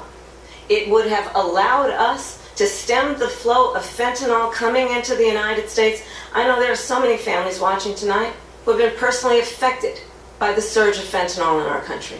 That bill would have put more resources to allow us to prosecute transnational criminal organizations for trafficking in guns, drugs, and human beings. But you know what happened to that bill? Donald Trump got on the phone, called up some folks in Congress, and said, kill the bill. And you know why? Because he preferred to run on a problem instead of fixing a problem. And understand, this comes at a time where the people of our country actually need a leader who engages in solutions, who actually addresses the problems at hand. But what we have in the former president is someone who would prefer to run on a problem instead of fixing a problem. And I'll tell you something, he's going to talk about immigration a lot tonight, even when it's not the subject that is being raised. And I'm going to actually do something really unusual, and I'm going to invite you to attend one of Donald Trump's rallies, because it's a really interesting thing to watch. You will see during the course of his rallies, he talks about fictional characters like Hannibal Lecter. He will talk about windmills cause cancer. And what you will also notice is that people start leaving his rallies early out of exhaustion and boredom. And I will tell you, the one thing you will not hear him talk about is you. You will not hear him talk about your needs, your dreams, and your needs. This is and all your just- desires. How did this morph into This is this? exactly what I said this was going to be. Vice President This is a Harris, snooze thank you. fest On of that just point, I wanna get your memorized. To respond. Let me just ask though, why did you try to kill that bill, and successfully so? That would have put thousands. And then you get the moderators doing this. On the board. First, let me respond as to the Please. rallies. She said people start leaving. People don't go to her rallies. There's no reason to go. And the people that do go, she's bussing them in and paying them to be there, and then showing them in a different light. So she can't talk about that. Oh, there she People goes don't again. leave My rallies. We have Boy, the whoever biggest told her to rallies, do the that most is just- incredible rallies in the bad. history of politics. That's because people want to take their country back. Our country is being lost. We're a failing nation. Yes. And it happened 3.5 years ago. And what's going on here, you're going to end up in World War III, just to go into another subject. What they have done to our country by allowing these millions and millions of people to come into our country, and look at what's happening to the towns all over the United States. And a lot of towns don't want to talk. It's not going to be Aurora or Springfield. A lot of towns don't want to talk about it because they're so embarrassed by it. In Springfield, they're eating the dogs, the people that came in. They're eating the cats. They're eating the pets of the people that live there. And this is what's happening in our country, and it's a shame. As far as rallies are concerned, as far as the reason they go is they like what I say. They want to bring our country back. They want to make America great again. It's a very simple phrase, make America great again. She's destroying this country, and if she becomes president, this country doesn't have a chance of success. Not only success, we'll end up being Venezuela on steroids. I just want to clarify here. You bring up Springfield, Ohio. And Yeah, clarify it. did reach out to the city manager there. He told us there had been no credible reports. Americans suffering terribly under this administration, and this is what we're. This so far is so out of touch. Eating cats and dogs. With This is The people on television say my dog was taken and used for food. So maybe he said that, and maybe that's a good thing to say for a city manager. I'm not taking this from But the television. people I'm on taking it from television the city say the manager. dog was eaten by the people that went there. Again, the Springfield city manager says there's no evidence of that. Vice We'll President find Harris, out. I'll let you respond to the rest of what you've heard. You talk about extreme. This is, I think, one of the reasons why in this election I actually have the endorsement of 200 Republicans who have formerly worked with President Bush, Mitt Romney, and John McCain. Yeah, good Broncos. Including the endorsement of former Vice President Dick Cheney and Congress member Liz Cheney. She's plugging Dick And Cheney. If you want to really She know hated That's Dick Cheney. actually not a good inside thing. track on who the former president is, if he didn't make it clear already, just ask people who have worked with him. His former chief of staff, a 4-star general, has said he has contempt for the Constitution of the United States. His former national security advisor has said he is dangerous and unfit. His former Secretary of Defense has said the nation, the Republic, would never survive another Trump term. And when we listen to this kind of rhetoric, when the issues that affect the American people are not being addressed, I think the choice is clear in this election. President Trump, I'll give you a quick minute to respond. Yeah, thank you, because when I hear that, see, I'm a different kind of a person. I fired most of those people, not so graciously. They did bad things or a bad job. I fired them. They never fired one person. They didn't fire anybody having to do with Afghanistan and the Taliban and the 13 people. What was that? Who's were just killed, viciously and violently killed, and I got to know the parents and the family. They didn't fire. They should have fired all those generals, all those top people, because that was one of the most incompetently handled situations anybody has ever seen. So when somebody does a bad job, I fire him. And you take a guy like Esper, he was no good, I fired him, so he writes a book. Another one writes a book, because with me they can write books, with nobody else can they. But they have done such a poor job, and they never fire anybody. Look at the economy, look at the inflation. They didn't fire any of their economists, they have the same people. That's a good way not to have books written about you. But just to finish, I got more votes than any Republican in history by far. In fact, I got more votes than any president, sitting president, in history by far. Let me continue on immigration. It was what you wanted to talk about earlier, so let's get back to your deportation proposal that the vice president has reacted to as well. President Trump. Well, she's done a good job of trying to bait him into some of this stuff. History of our country. You say Going after the rallies. She's well scripted. It's exactly what I said she'd be. You also said you would use local police. How would you deport 11 million undocumented immigrants? I know you believe that number is much higher. Take us through this. What does this look like? Will authorities be going door to door in this country? Yeah. It is See how they phrased the questions? They allowed criminals, many millions of criminals. They allowed terrorists. They allowed common street criminals. They allowed people to come in, drug dealers, to come into our country. And they're now in the United States and told by their countries like Venezuela, don't ever come back or we're going to kill you. Do you know that crime in Venezuela and crime in countries all over the world is way down? You know why? Because they've taken their criminals off the street and they've given them to her to put into our country. And this will be one of the greatest mistakes in history for them to allow, and I think they probably did it because they think they're going to get votes, but it's not worth it because they're destroying the fabric of our country by what they've done. There's never been anything done like this at all. They've destroyed the fabric. The question was, how are you going to deport them? Millions of people let in, and all over the world, crime is down. All over the world except here. Crime here is up and through the roof, despite their fraudulent statements that they made. Crime in this country is through the roof. And we have a new form of crime. It's called migrant crime. And it's happening at levels that nobody thought possible. President Trump, as you know, the FBI says overall violent crime is actually coming down in this country. But Excuse me, Here you go again. Why would a moderator have to say that? They didn't include the worst cities. They didn't include the cities with the worst crime. It was a fraud. Just like their number of 818,000 jobs that they said they created turned out to be a fraud. President Trump, thank you. I'll let you respond, Vice President Harris. Well, I think this is so rich, coming from someone who has been prosecuted Oh, for There you go. Knew we go in there. national They set this security up. crimes, economic crimes, Yeah. election interference, has been found liable for sexual assault, and his next big court appearance is in November at his own criminal sentencing. And let's be clear, where each person stands on the issue of what is important about respect for the rule of law and respect for law enforcement. The former vice president called for defunding federal law enforcement, 45,000 agents, get this, on the day after he was arraigned on 34 felony counts.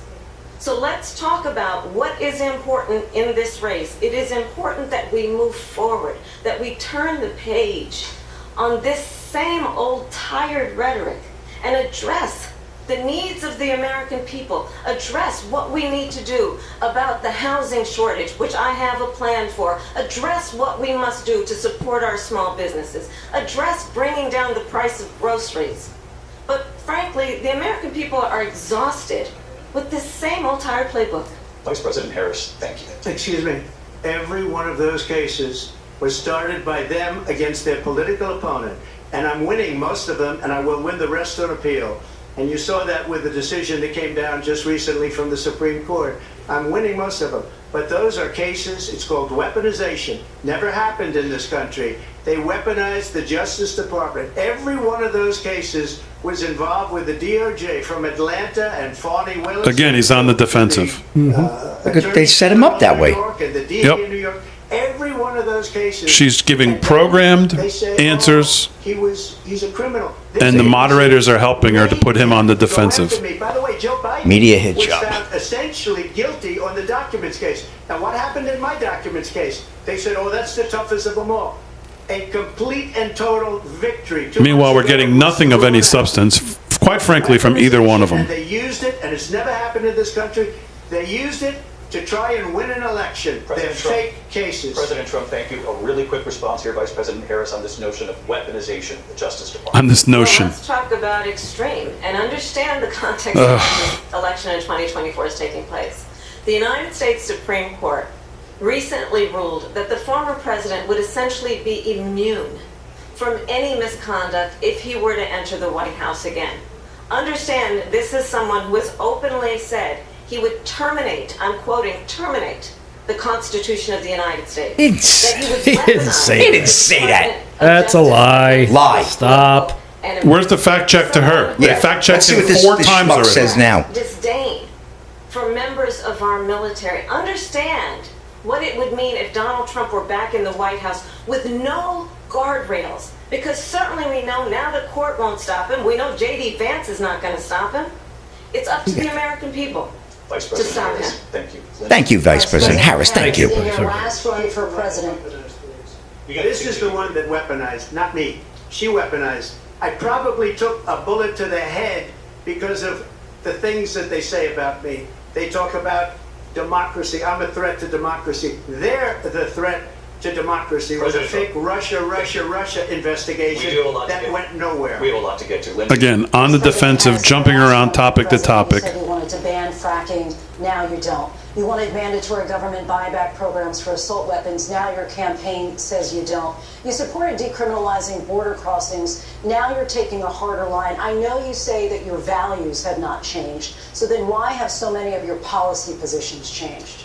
So my values have not changed, and I'm going to discuss every at least every point. Good luck. But in particular, let's talk about fracking because we're here in Pennsylvania. I made that very clear in 2020. I will not ban fracking.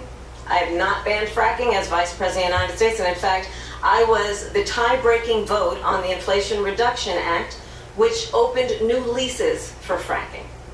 My position is that we have got to invest in diverse sources of energy so we reduce our reliance on foreign oil. We have had the largest increase in domestic oil production in history because of an approach that recognizes that we cannot over-rely on foreign oil. As it relates to my values, let me tell you, I grew up a middle-class kid raised by a hardworking mother Marxists. who worked and saved and was able to buy our first home when I was a teenager. The values I bring to the importance of home ownership, knowing not everybody got handed $400 million on a silver platter and then filed bankruptcy 6 times, is a value that I bring to my work to say we are going to... Again, this is all... You can almost at this point not convince me that she didn't know the topics of the questions. This is all too rehearsed. 100%. And just all of us, every puzzle piece for her has fit. In some place she's been able to get off every one of these little digs as if she just knew where she could use each one. Standing up for those who are most vulnerable. My work that is about protecting Social Security and Medicare is based on long-standing work that I have done, protecting seniors from scams. My values have not changed. And what is important is that there is a president who actually brings values and a perspective that is about lifting people up and not beating people down and name-calling. The true measure of the leader is the leader who actually understands the strength is not in beating people down, it's in lifting people up. I intend to be that president. President Trump, your Well, first of response? all, I wasn't given $400 million. I wish I was. My father was a Brooklyn builder, Brooklyn, Queens, and a great father, and I learned a lot from him, but I was given a fraction of that, a tiny fraction, and I built it into many, many billions of dollars, many, many billions. And when people see it, they are even surprised. So we don't have to talk about that. Fracking, she's been against it for 12 years. Defund the police, she's been against that forever. She gave all that stuff up very wrongly, very horribly, and everybody's laughing at it, okay? They're all laughing at it. She gave up at least 12 and probably 14 or 15 different policies. Like, she was big on defund the police. In Minnesota, she went out, wait a minute, I'm talking now. You don't mind, please. That's her line. Does that sound familiar? She went out in Minnesota and wanted to let criminals... He should be calling out the moderators is what he should be doing. Minneapolis. She went out and raised money to get them out of jail. She did things that nobody would ever think of. Now she wants to do transgender operations on illegal aliens that are in prison. This is a radical left liberal that would do this. She wants to confiscate your guns, and she will never allow fracking in Pennsylvania. If she won the election, fracking in Pennsylvania will end on day one. Just to finish one thing, so important in my opinion. So I got the oil business going like nobody has ever done before. When they took over, they got rid of it. Here we go. Expect something from the moderator here. Going up the roof. They immediately let these guys go to where they were. I would have been 5 times, 4 times, 5 times higher, because you're talking about 3.5 years ago. They got it up to where I was because they had no choice, because the prices of energy were quadrupling and doubling. You saw what happened to gasoline. So they said, let's go back to Trump.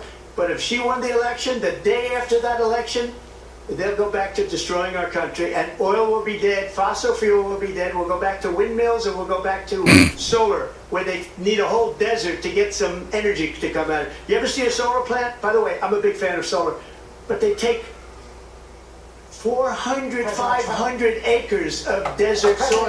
These are not good things for the environment that she understands. We have a lot to get to. Lindsay, thank you. We have an election in just 56 days. And I want to talk about the peaceful transfer of power, which Here we go. we all know is a cornerstone of our democracy. Here we go. And the role of a president.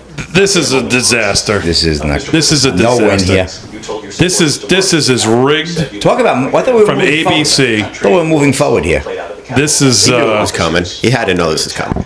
Aides in the West Wing say you watched it unfold on television off the Oval Office. This is what we're going to spend time on. Tweets, but it was more than 2 hours before you sent out that video message telling your supporters to go home. Is there anything you regret about what you did? This is, oh my God. You just said a thing that isn't covered. Peacefully and patriotically, I said during my speech, not later on. Peacefully and patriotically. And nobody on the other side was killed. Ashley Babbitt was shot by an out-of-control police officer that should have never, ever shot her. It's a disgrace. But we didn't do this group of people that have been treated so badly. I ask, what about all the people that are pouring into our country and killing people that she allowed to pour in? She was the border czar, remember that. She was the border czar. She doesn't want to be called the border czar because she's embarrassed by the border. In fact, she said at the beginning, oh, I'm surprised you're not talking about the border yet. That's because she knows what a bad job they've done. Recall. What about those people? When are they going to be prosecuted? When are these people from... This will go down as historically horrific moderation job by these two. Yeah, they should both be shot. This is embarrassing. Yeah, but nobody. This is like a triple threat tag team match against one. This is what I called out. This is the moderation I thought was going to happen, and sadly it is. They went into Seattle. They took over a big percentage of the city of Seattle. When are those people going to be prosecuted? But let me just ask You might ask her that question. You were the president. You were watching it unfold on television. It's a very simple question as we move forward toward another election. Is there anything you regret about what you did on that day? Yes, sir. I had nothing He rephrases to do with him, that right? other than they asked me to make a speech. I showed up for a speech. I said, I think it's going to be big. I went to Nancy Pelosi and the mayor of Washington, D.C., and the mayor put it back in writing, as you know. I said, you know, this is going to be a very big rally or whatever you want to call it. And again, it wasn't done by me. It was done by others. I said, I'd like to give you 10,000 National Guard or soldiers. They rejected me. Nancy Pelosi rejected me. It was just 2 weeks ago. Her daughter has a tape of her saying she is fully responsible for what happened. They want to get rid of that tape. It would have never happened if Nancy Pelosi and the mayor of Washington did their jobs. I wasn't responsible for security. Nancy Pelosi was responsible. She didn't do her job. The question was about you as president, not about former Speaker Pelosi, but I do want Vice President Harris to respond here. Oh, I was yeah. at the Capitol on January. Go ahead. Give us your Wait. pre-recorded. Hold on. The Vice President-elect, I was also an acting senator. I was there. And No, she on that wasn't. day, the President of the United States incited a violent mob She wasn't there. to attack This is a flat out nation's lie. capital, to desecrate our nation's capital. On that day, 140 law enforcement officers were injured, and some died. And understand, the former president has been indicted and impeached for exactly that reason. But this is not an isolated situation. Let's remember Charlottesville. The Charlottesville where there lie? was Are a you serious? mob of people carrying tiki Dude, torches. this is all rehearsed. Anti-Semitic. This is She- all. yeah. This is on- Biden. What did the president then at the time say? There were fine people on each side. I can't believe It's this has all already been rehearsed. debunked. That when it came to the Proud Boys, a militia, She's been reading this script for the president 3 said- weeks. The former president said, "Stand back and stand by." So for everyone watching who remembers what January 6th was, Wow, I can't believe I she say we don't have to go she back. She'll told say those- anything. She told Let's not go multiple back. We're not lies in going that one back. answer. They're not gonna It's time fact check turn her. the page. I mean, what's that, number 50 If that tonight? was What's a the bridge difference? too far Don't from matter. it, well, there Why are you is focused the on that place. one? Because those are egregious. Just recently they were For country, exposed. to stand for our democracy, to stand for rule She was at the of law, DNC. and to end the She chaos, wasn't at the Capitol. and to end the approach that is about attacking the foundations of our democracy because you don't like the outcome. And be clear on that point. Donald Trump, the candidate, I hope he has brings said up in you this weren't election you there weren't will at the be a Capitol. bloodbath. Ask her why she was at the DNC. Is not to his liking. Lie detector, please. Let's turn the page on this. Let's not go back. Let's chart a course After I for just the future laid out all and these not lies. go backwards to the past. Let me just follow up here. It was a different term, and it Dude, was his a term mic's so that related to energy because they have destroyed our energy business. That was where bloodbath was. Also, on Charlottesville, that story has been, as you would say, debunked.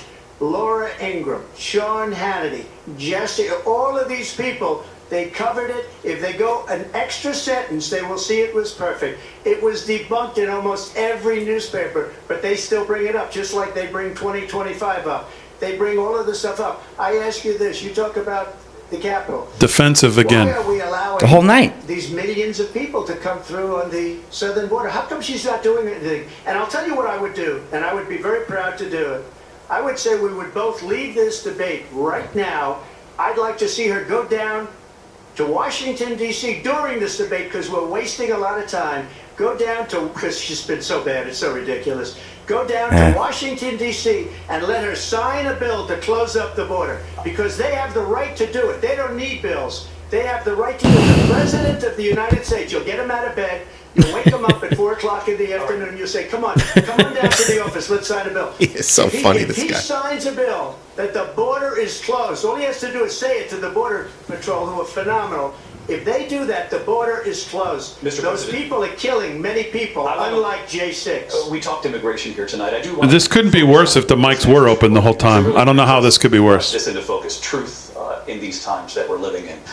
Mr. President, for 3.5 years after you lost the 2020 election, you repeatedly falsely claimed that you won, many times saying you won in a landslide. Oh my God, this I can't is. believe this. After this debate, you have said, quote, you lost by a whisker, that you, quote, didn't quite make it, that you came up a little bit short. I said that? Are you now acknowledging that you lost in 2020? 52 minutes in. I say that sarcastically. You know, And 4 of the 6 topics have been I would say total sarcastically. Look, political there's so much nonsense. All they have to do is look at it, and they should have sent it back to the legislature. What are we talking about here? We got a country that's in It's dire just like straits. it's like a triple threat I was told if I got tag team hit job. They warned us it was going to be that. They warned us. You knew it. Should never be thinking about Exactly what I warned against. We need 2 things. We need walls. She's like a rehearsed computer. She's a Hit the robot. button, spits out the answer. Robot. Our elections are bad. And a lot of these illegal immigrants coming in, they're trying to get them to vote. They can't even speak English. They don't even know what country they're in practically. And these people are trying to get them to vote. And that's why they're allowing them to come into our country. I did watch all of these pieces of video. I didn't detect the sarcasm, lost by a whisper, we didn't quite make it. And we should just point out here as clarification, and you know this, you and your allies, 60 cases. Here we go again. With many judges, many of them No judge Republican, looked at it. and said They said no we didn't have widespread fraud. standing. That's the other thing. They said we didn't have standing, a technicality. Can you imagine a system where a person in an election doesn't have standing? The President of the United States doesn't have standing. That's how we lost. If you look at the facts, and I'd love to have you, if you'll do a special on it, I'll show you ABC, Georgia, never. and I'll show you Wisconsin, and I'll show you Pennsylvania, and I'll show you, we have so many facts and statistics, but you know what? That doesn't matter, because we have to solve the problem that we have right now. That's old news. And the problem that we have right now is we have a nation in decline, and they have put Bring it back. into decline. We have a nation that is dying, David. Mr. President, thank you. Vice President Harris, you heard the President there tonight. He said he didn't say that he lost by a whisker. So he still believes he did not lose the election that was won by President Biden and yourself. But I do want to ask you about something that's come up in the last couple of I mean, this is unbelievable. This is unbelievable. Watching your country melt right before your eyes. Those people who cheated, and then he lists donors, voters, election officials, he says will be prosecuted to the fullest extent of the law, which will include long-term prison sentences. One of your campaign's top lawyers responded saying, we won't let Donald Trump intimidate us, we won't let him suppress the vote. Is that what you believe he's trying to do here? Oh, what a question. What a layup. What a setup. I mean, are you kidding me with this? This is embarrassing. He's had a very difficult time processing that. But we cannot afford to have a president of This is the a hit United job. States who attempts, as he did in the past, to upend the will of the voters in a free and fair election. And I'm going to tell you that I have traveled the world as vice president. Really? Really? Where? And world leaders are laughing at Donald Trump. So rehearsed. I have talked with military leaders, some of whom work with you, and they say you're a disgrace. And when you then talk He's let her this get under his way skin. in a presidential debate and deny what over Well, and this was over the play. again are court cases you have lost because you did in fact lose that election. it leads one to believe that perhaps we do not have in the candidate to my right the temperament or the ability to not be confused about fact. That's deeply troubling, and the American people deserve Because better. they're all about facts to them. I'll give you 1 minute to respond, Mr. President. Let me just say about world leaders. Viktor Orban, one of the most respected men, they call him a strong man. He's a tough person, smart. Prime Minister of Hungary. They said, why is the whole world blowing up? 3 years ago it wasn't. Why is it blowing up? He said, because you need Trump back as president. They were afraid of him. China was afraid, and I don't like to use the word afraid, but I'm just quoting him. China was afraid of him. North Korea was afraid of him. Look at what's going on with North Korea, by the way. He said Russia was afraid of him. I ended the Nord Stream 2 pipeline, and Biden put it back on day one, but he ended the XL pipeline. The XL pipeline in our country, he ended that. But he let the Russians build a pipeline going all over Europe and heading into Germany, the biggest pipeline in the world. Look, Viktor Orban said it. He said the most respected, most feared person is Donald Trump.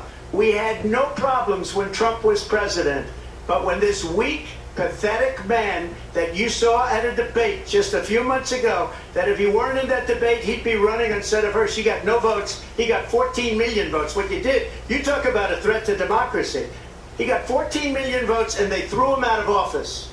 And you know what? I'll give you a little secret. He hates her. He can't stand her. But he got 14 million votes. They threw him out.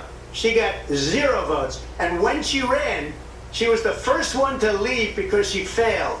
And now she's running. I don't understand it, but I'm okay with it because your time is I think up. we're going to do very well. We've got a lot more to get to. Turning now Yes. to Got a lot more to get to. What else can we get them on? Hostages who are still being held, Americans among them. Vice President Harris, in December, you said, quote, Israel has a right to defend itself, but you added, quote, it matters how, saying international humanitarian law must be respected. He's gonna fillet her Israel on this must do more to protect innocent civilians. You said that 9 months ago. Now an estimated 40,000 Palestinians are dead. Nearly 100 hostages remain. Just last week, Prime Minister Benjamin Netanyahu said there's not a deal in the making. President Biden has not been able to break through the stalemate. How would you do it? Well, let's understand how we got here. On October 7, Hamas, a terrorist organization, slaughtered 1,200 Israelis. Many of them young people who were simply attending a concert. Women were horribly raped. And so absolutely, I said then, I say now, Israel has a right to defend itself. We would. And how it does so matters. Because it is also true, far too many innocent Palestinians have been killed. Children, mothers. What we know is that this war must end. It must end immediately, and the way it will end is we need a ceasefire deal and we need the hostages out. And so we will continue to work around the clock on that. Work around the clock, also understanding that we must chart a course for a two-state solution. And in that solution, there must be security for the Israeli people and Israel, and an equal measure for the Palestinians. But the one thing I will assure you always, I will always give Israel the ability to defend itself, in particular as it relates to Iran and any threat that Iran and its proxies pose to Israel. But we must have a two-state solution where we can rebuild Gaza, where the Palestinians have security, self-determination, and the dignity they so rightly deserve. President Trump, how would you negotiate with Netanyahu and also Hamas in order to get the hostages out and prevent the killing of more innocent civilians in Gaza? If I were president, it would have never started. If I were president, Russia would have never, ever, I know Putin very well, he would have never, and there was no threat of it either, by the way, for 4 years, have gone into Ukraine and killed millions of people when you add it up. Far worse than people understand what's going on over there. But when she mentions about Israel, all of a sudden, she hates Israel. She wouldn't even meet with Netanyahu when he went to Congress to make a very important speech. She refused to be there because she was at a sorority party of hers. She wanted to go to the sorority party. She hates Israel. That's If true. she's president, I believe that Israel will not exist within 2 years from now. And I've been pretty good at predictions, and I hope I'm wrong about that one. She hates Israel. At the same time, in her own way, she hates the Arab population because the whole place is going to get blown up. Arabs, Jewish people, Israel will be gone. It would have never happened. Iran was broke under Donald Trump. Now Iran has $300 billion because they took off all the sanctions that I had. Iran had no money for Hamas or Hezbollah or any of the 28 different spheres of terror. And they are spheres of terror, horrible terror. They had no money. It was a big story, and you know it. You covered it very well, actually. They had no money for terror. They were broke.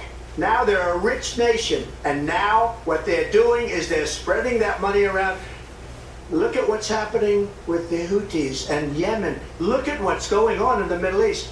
This would have never happened. I will get that settled and fast, and I'll get the war with Ukraine and Russia ended.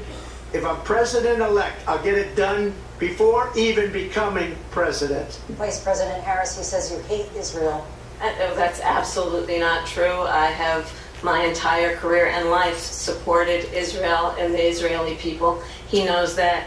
He's trying to, again, divide and distract from the reality, which is it is very well known that Donald Trump is weak and wrong on national security and foreign policy. It is well known that he admires dictators, wants to be a dictator on day one, according to himself.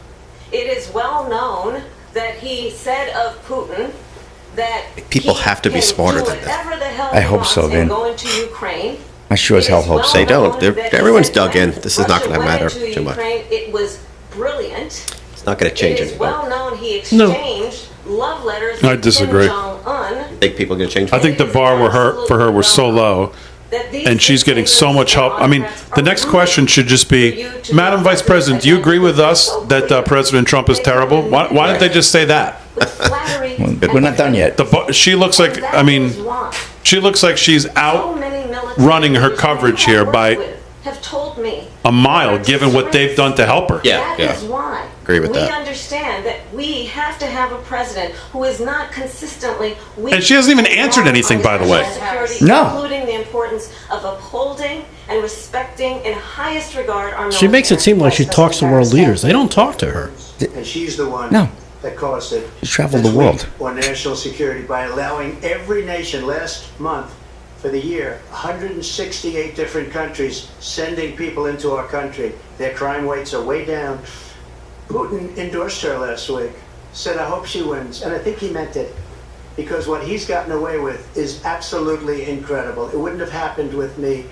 The leaders of other countries think that they're weak and incompetent, and they are. They're grossly incompetent. And I just ask one question. Why does Biden go in and kill the Keystone Pipeline and approve the single biggest deal that Russia's ever made, Nord Stream 2, the biggest pipeline anywhere in the world going to Germany and all over Europe? Because they're weak and they're ineffective. And Biden, by the way, gets paid a lot of money. Thank you. We have a lot of Yeah. issues to get Let's ask Harris to respond. This historic ABC News presidential debate. Madam Vice President, do you agree that with us that was a stupid answer on the former president's part? Thank you very much. All right, so we've hit the break here in what I can only so far categorize as an utter disaster for her, and not even Donald Trump's fault. Although I do think that he's been not nearly as good as he was with Biden. But this will go down in history as one of the single most biased, worst moderation jobs by two moderators who are embarrassing, should be embarrassed, won't be.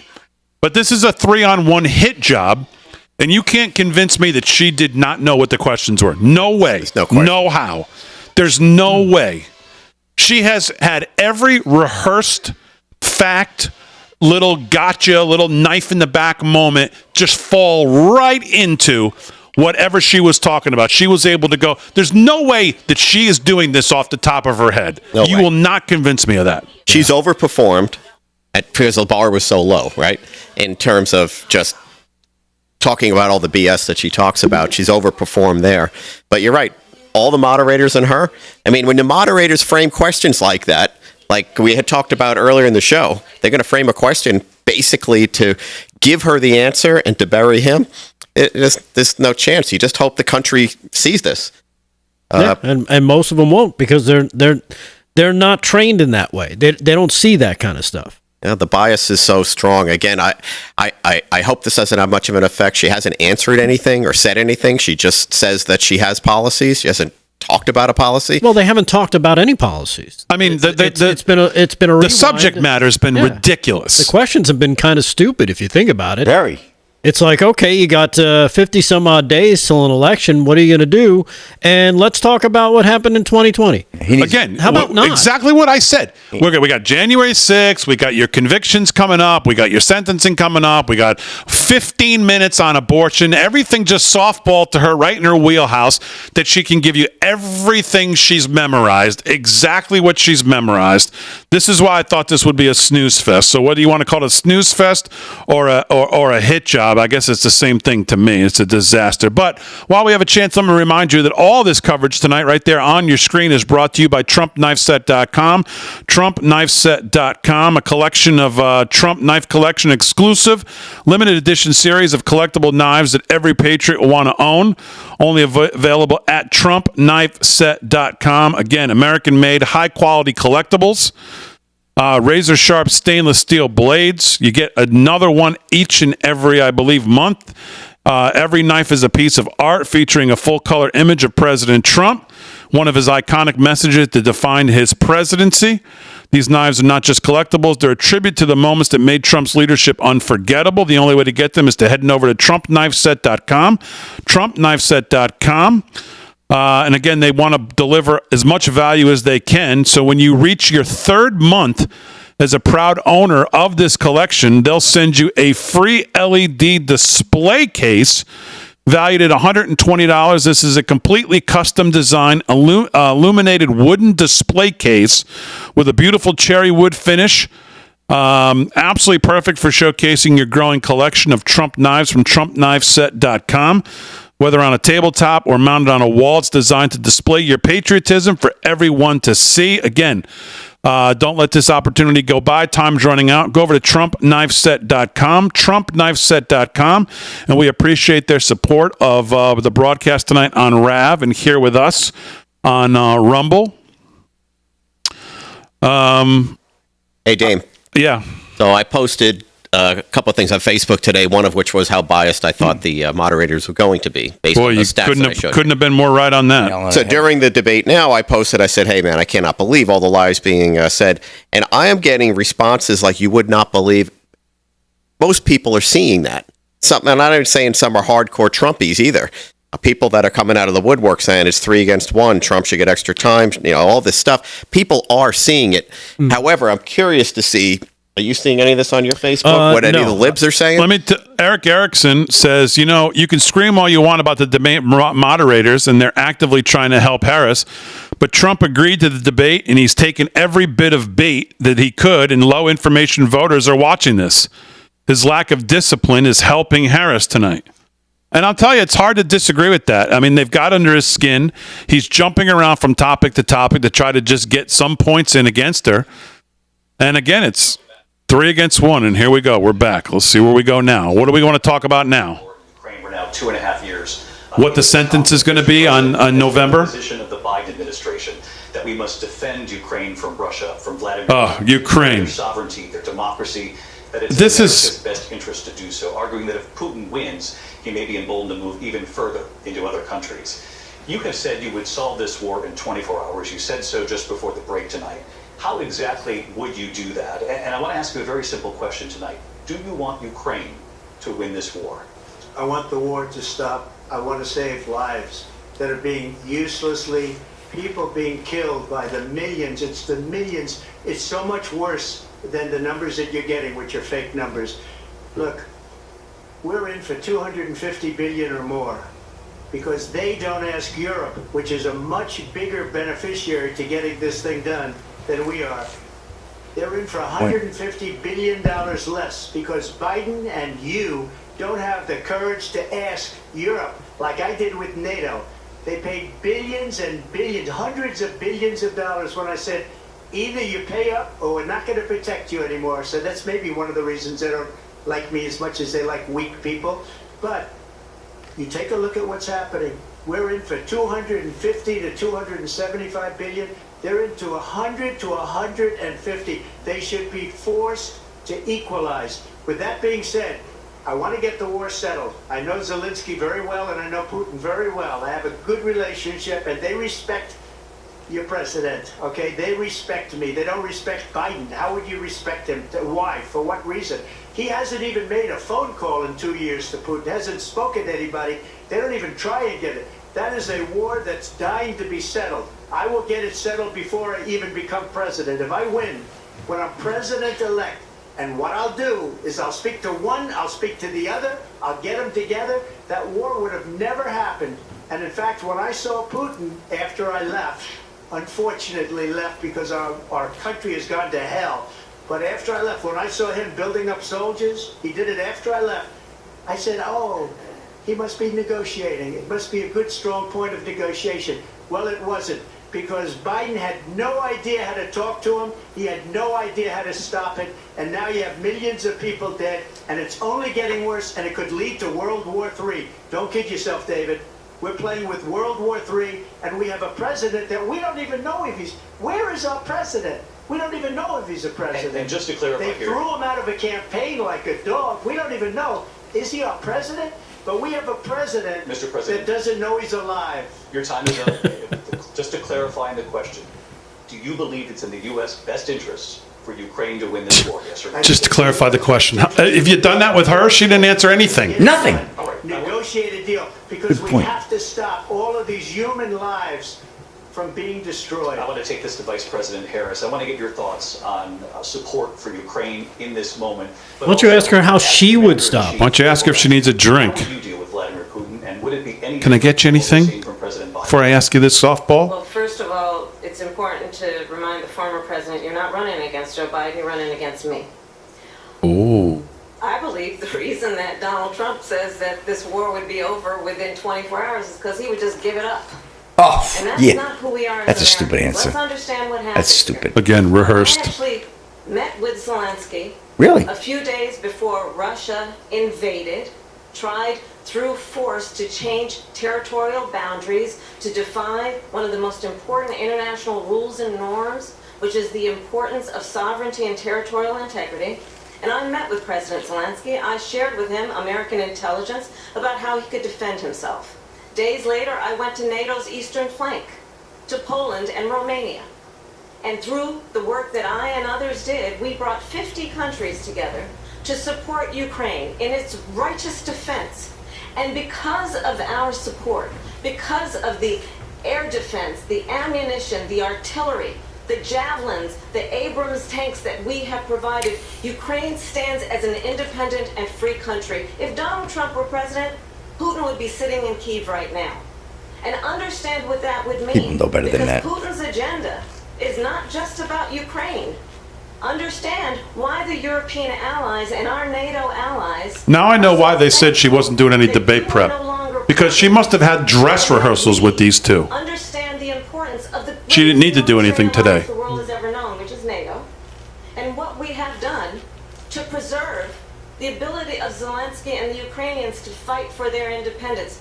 Otherwise, Putin would be sitting in Kyiv with his eyes on the rest of Europe, starting with Poland. And why don't you tell the 800,000 Polish Americans right here in Pennsylvania how quickly you would give up for the sake of favor and what you think is a friendship with what is known to be a dictator who would eat you for lunch.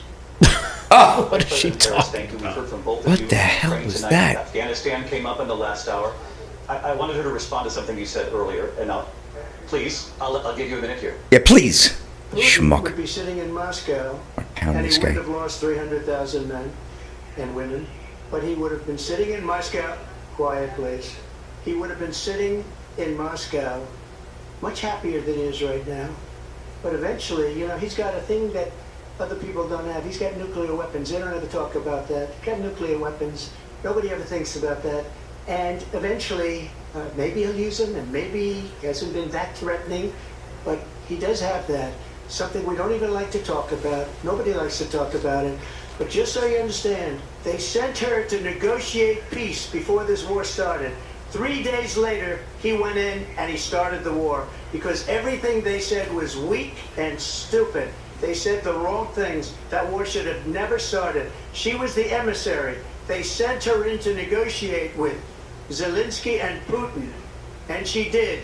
And the war started 3 days later. And that's the kind of talent we have with her. She's worse than Biden. In my opinion, I think he's the worst president in the history of our country. She goes down as the worst vice president in the history of our country. But let me tell you something. She is a horrible negotiator. They sent her in to negotiate as soon as they left. Putin did the invasion. President Trump, thank you. You did bring up something. You said she went to negotiate with Vladimir Putin. Vice President Harris, have you ever met Vladimir Putin? Can you clarify? Look at this. Yeah. Look at this. Yet again, I said it, James, but you're going to hear a bunch of lies coming from this fellow. Oh, that's it, Damon. You're on, man. That's it right there. I went to meet with President Zelensky. I've now met with him over 5 times. The reality is it has been about standing as America always should, as a leader upholding international rules and norms, as a leader who shows strength, understanding that the alliances we have around the world are dependent on our ability to look out for our friends and not favor our enemies because you adore strongmen instead of caring about democracy. And that is very much what is at stake here. The President of the United States is Commander-in-Chief, and the American people have a right to rely on a president who understands the significance of America's role and responsibility in terms of ensuring that there is stability and ensuring we stand up for our principles and not sell them for the benefit of personal flattery. You talked about Ukraine and Vladimir Putin. I do want to talk about Afghanistan. It came up in the. I'm going to be honest. To me, she sounds extremely effective, given the softball she's getting and the way she's getting in. The way this is, moderators are moderating this, and the way it's going, and how they're going to her, and when they're going to her, how they're leading into her. Everything is allowing her to just spit out everything she's rehearsed. He's defending himself all night. European nations, both on trade and on NATO.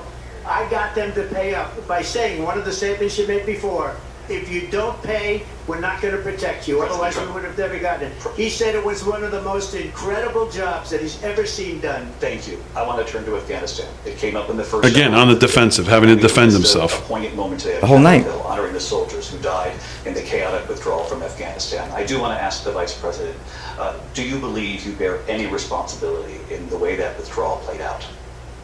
Well, I will tell you, I agreed with President Biden's decision to pull out of Afghanistan. 4 presidents said they would, and Joe Biden did.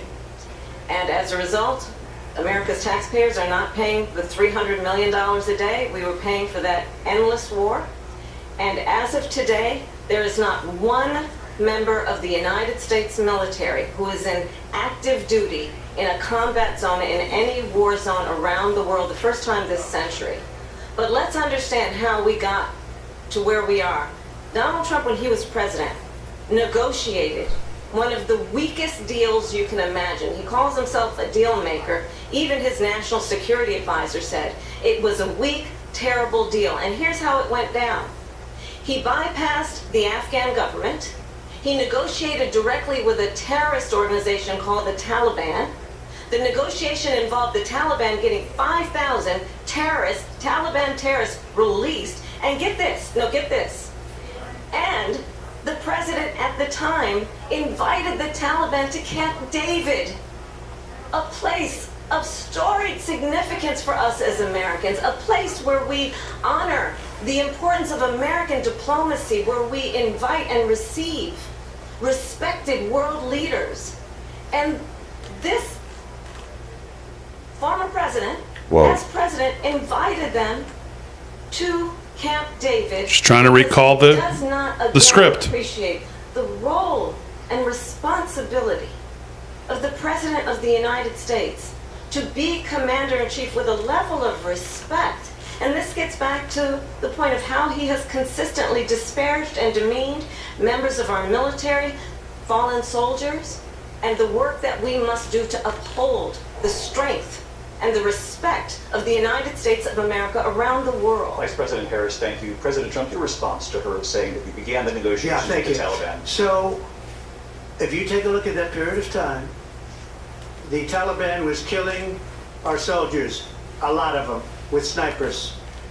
And I got involved with the Taliban because the Taliban was doing the killing. That's the fighting force within Afghanistan. They don't bother doing that because, they deal with the wrong people all the time. But I got involved. And Abdul is the head of the Taliban. He is still the head of the Taliban. And I told Abdul, don't do it anymore. You do it anymore, you're going to have problems. And he said, why do you send me a picture of my house? I said, you're going to have to figure that out, Abdul. And for 18 months, we had nobody killed. We did have an agreement negotiated by Mike Pompeo. It was a very good agreement. The reason it was good, we were getting out. We would have been out faster than them, but we wouldn't have lost the soldiers. We wouldn't have left many Americans behind, and we wouldn't have left $85 billion worth of brand new, beautiful military equipment behind. And just to finish, they blew it. The agreement said you have to do this, and they didn't do it. They didn't do it. The agreement was terminated by us because they didn't do what they were supposed to do. And these people did the worst withdrawal, and in my opinion, the most embarrassing moment in the history of our country. And by the way, that's why Russia attacked Ukraine, because they saw how incompetent she and her boss are. President Trump, thank you. I want to move on now to race and politics in this country. Mr. President, you recently said of Vice President Harris, quote, I didn't know she was black until a number of years ago. You gotta be kidding me. You really going to this? And now she wants to be known as black. I want to ask a bigger picture question here tonight. Why do you believe it's appropriate to weigh in on the racial identity of your opponent? I don't, and I don't care. I don't care what she is. Yes. I don't care. You make a big deal out of something, I couldn't care less. But she's the one that brought it up. It's okay with me. But those were your words, so I'm asking. I don't know. I mean, all I can say is I read where she was not black, that she put out, and just baiting them. And then race baiting. I read that she was black, and that's okay. Either one was okay with me. That's up to her.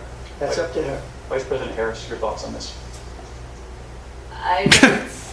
Your thoughts on this, like as if you've maybe thought about it, rehearsed it, have a little script you'd like to give us? That's page 113. Yeah, exactly. Section B, appendage 8. Attempted to use race to divide the American people. Oh my God. I do believe that the vast majority of us know that we have so much more in common than what separates us, and we don't want this kind of approach that is just constantly trying to divide us, and especially by race. And let's remember how Donald Trump started. He was he owned buildings, and he was investigated because he refused to rent property to black families. Let's remember, this is the same individual who took out a full-page ad in the New York Times calling for the execution. Yeah, this is not too rehearsed. 5 young black and that question, which has nothing to do right now with anything that the American people care about, which leads directly into this script. Calling for their execution. This is the same individual who this is insufferable. Lies about the first black president of the United States. This. And I think the American people want better than that. Want better than this. Want someone who understands, as I do, I travel our country. We see in each other a friend. We see in each other. Oh, shut her up. We don't come on. This is garbage. This is it's all memorized. Shut it up. I meet with people all the time. Cut her off. Who tell me, can we please just have discourse about how we're going to invest in the aspirations and the ambitions and the dreams of the American people? Oh. Knowing that regardless of people's color or the language their grandmother speaks, we all have the same dreams and aspirations and want a president who invests in those, not in hate and division. Vice President Harris, thank you. Lindsay? President Trump, this is now your Good third job. time. Well done. This is the most divisive presidency in the history of our country. There's never been anything like it. They're destroying our country, and they come up with things like what she just said. going back many, many years, when a lot of people, including Mayor Bloomberg, agreed with me on the Central Park Five, they admitted, they said, they pled guilty. And I said, well, if they pled guilty, they badly hurt a person, killed a person ultimately. And if they pled guilty, then they pled, we're not guilty. What are we talking about? I don't even know. To stretch back years, 40, 50 years ago. And they let this go on. Now, I built one of the greatest economies in the history of the world, and I'm going to build it again. It's going to be bigger, better, and stronger. But they're destroying our economy. They have no idea what a good economy is. Their oil policies, every single policy. And remember this, she is Biden. You know, she's trying to get away from Biden. I don't know the gentleman, she says. She is Biden. The worst inflation we've ever had, a horrible economy because inflation has made it so bad, and she can't get away with that. Briefly. Clearly, I am not Joe Biden, and I am certainly not Donald Trump. And what I do offer is a new generation of leadership for our country. One who believes in what is possible, one who brings a sense of optimism. Well, I thought we got maybe an unburdened by what has been. Instead of always disparaging the American people, I believe in what we can do to strengthen our small businesses, which is why I have a plan. Let's talk about. She shut them down during COVID, but she believes in small business. I have a plan to give startup businesses Obama. $50,000 tax deduction, to pursue their ambitions, their innovation, their ideas, their hard work. I have a plan, $6,000. This is totally rehearsed. This is the I have a dream. To help you in that most critical stage. I have a plan. Well, listen, one thing she's done well is she's followed the script pretty damn good. You can't convince me that these three didn't meet. There's no way. There's no way. It'll come out after the election. This is off the top of her head. This will come out. Not after the election. Everything comes out a year or two after. Everything. That's the kind of conversation, I believe, David, that people really want tonight, as opposed to a conversation that is constantly about belittling and name-calling. Let's turn the page Vice President and move Harris, forward. thank you. Let's turn to policy. President Let's Trump, turn we have to move on. President Trump. Let's turn to policy. Yeah, good luck getting, good luck. To defund the Nope. police. She has a plan to confiscate everybody's gun. President Trump, she we has do a have to plan move on to to not other allow issues. fracking in Pennsylvania or anywhere else. Okay. That's what her plan is until just recently. I just need Lindsay, to go ahead. respond. President Trump, No, the President former Trump. president has No, said I'm something sorry. twice that I need to No, respond to. I'm sorry. We're going to move on, Vice President Harris. President Trump, this is now your third time running for president. You have long vowed to repeal and replace the Affordable Care Act, also known as Obamacare. You have failed to accomplish that. You now say you're going to keep Obamacare, quote, unless we can do something much better. Last month you said, quote, we're working on it. So tonight, 9 years after you first started running, do you have a plan, and can you tell us what it is? Obamacare was lousy health care. Always was. It's not very good today. And what I said, that if we come up with something, and we are working on things, we're going to do it and we're going to replace it. But remember this, I inherited Obamacare because Democrats wouldn't change it. They wouldn't vote for it. They were unanimous. They wouldn't vote to change it. If they would have done that, we would have had a much better plan than Obamacare. But the Democrats came up, they wouldn't vote for it. I had a choice to make when I was president. Do I save it and make it as good as it can be, never going to be great, or do I let it rot? And I felt I had an obligation, even though politically it would have been good to just let it rot and let it go away. I decided, and I told my people, the top people, and they're very good people. I have a lot of good people in that administration. We read about the bad ones. We had some real bad ones too, and so do they. They have really bad ones. The difference is they don't get rid of it. But let me just explain. I had a choice to make. Do I save it and make it as good as it can be, or do I let it rot? And I saved it. I did the right thing. But it's still never going to be great, and it's too expensive for people. And what we will do is we're looking at different plans. If we can come up with a plan that's going to cost our people, our population, less money and be better health care than Obamacare, then I would absolutely do it. But until then, I'd run it as good as it can be run. So just a yes or no, you still do not have a plan? I have concepts of a plan. I'm not president right now. But if we come up with something. I would only change it if we come up with something that's better and less expensive. And there are concepts and options we have to do that. And you'll be hearing about it in the not too distant future. Vice President Harris, in 2017, you supported Bernie Sanders' proposal to do away with private insurance and create a government. It's a moderator to him. So in other words, you don't have a plan. That included a private. They've done nothing even close to that with her. Well, first of all, I absolutely support, and over the last 4 years as vice president, private healthcare options. But what we need to do is maintain and grow the Affordable Care Act.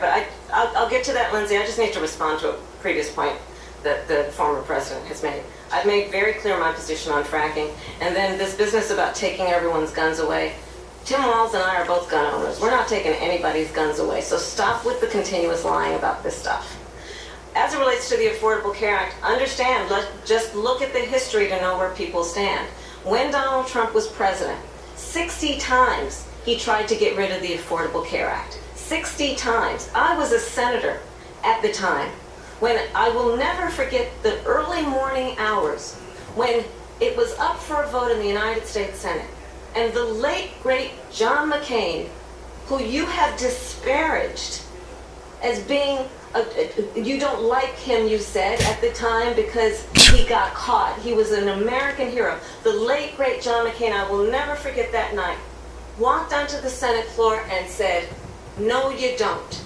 No, you don't. No, you don't get rid of the Affordable Care Act. You have no plan.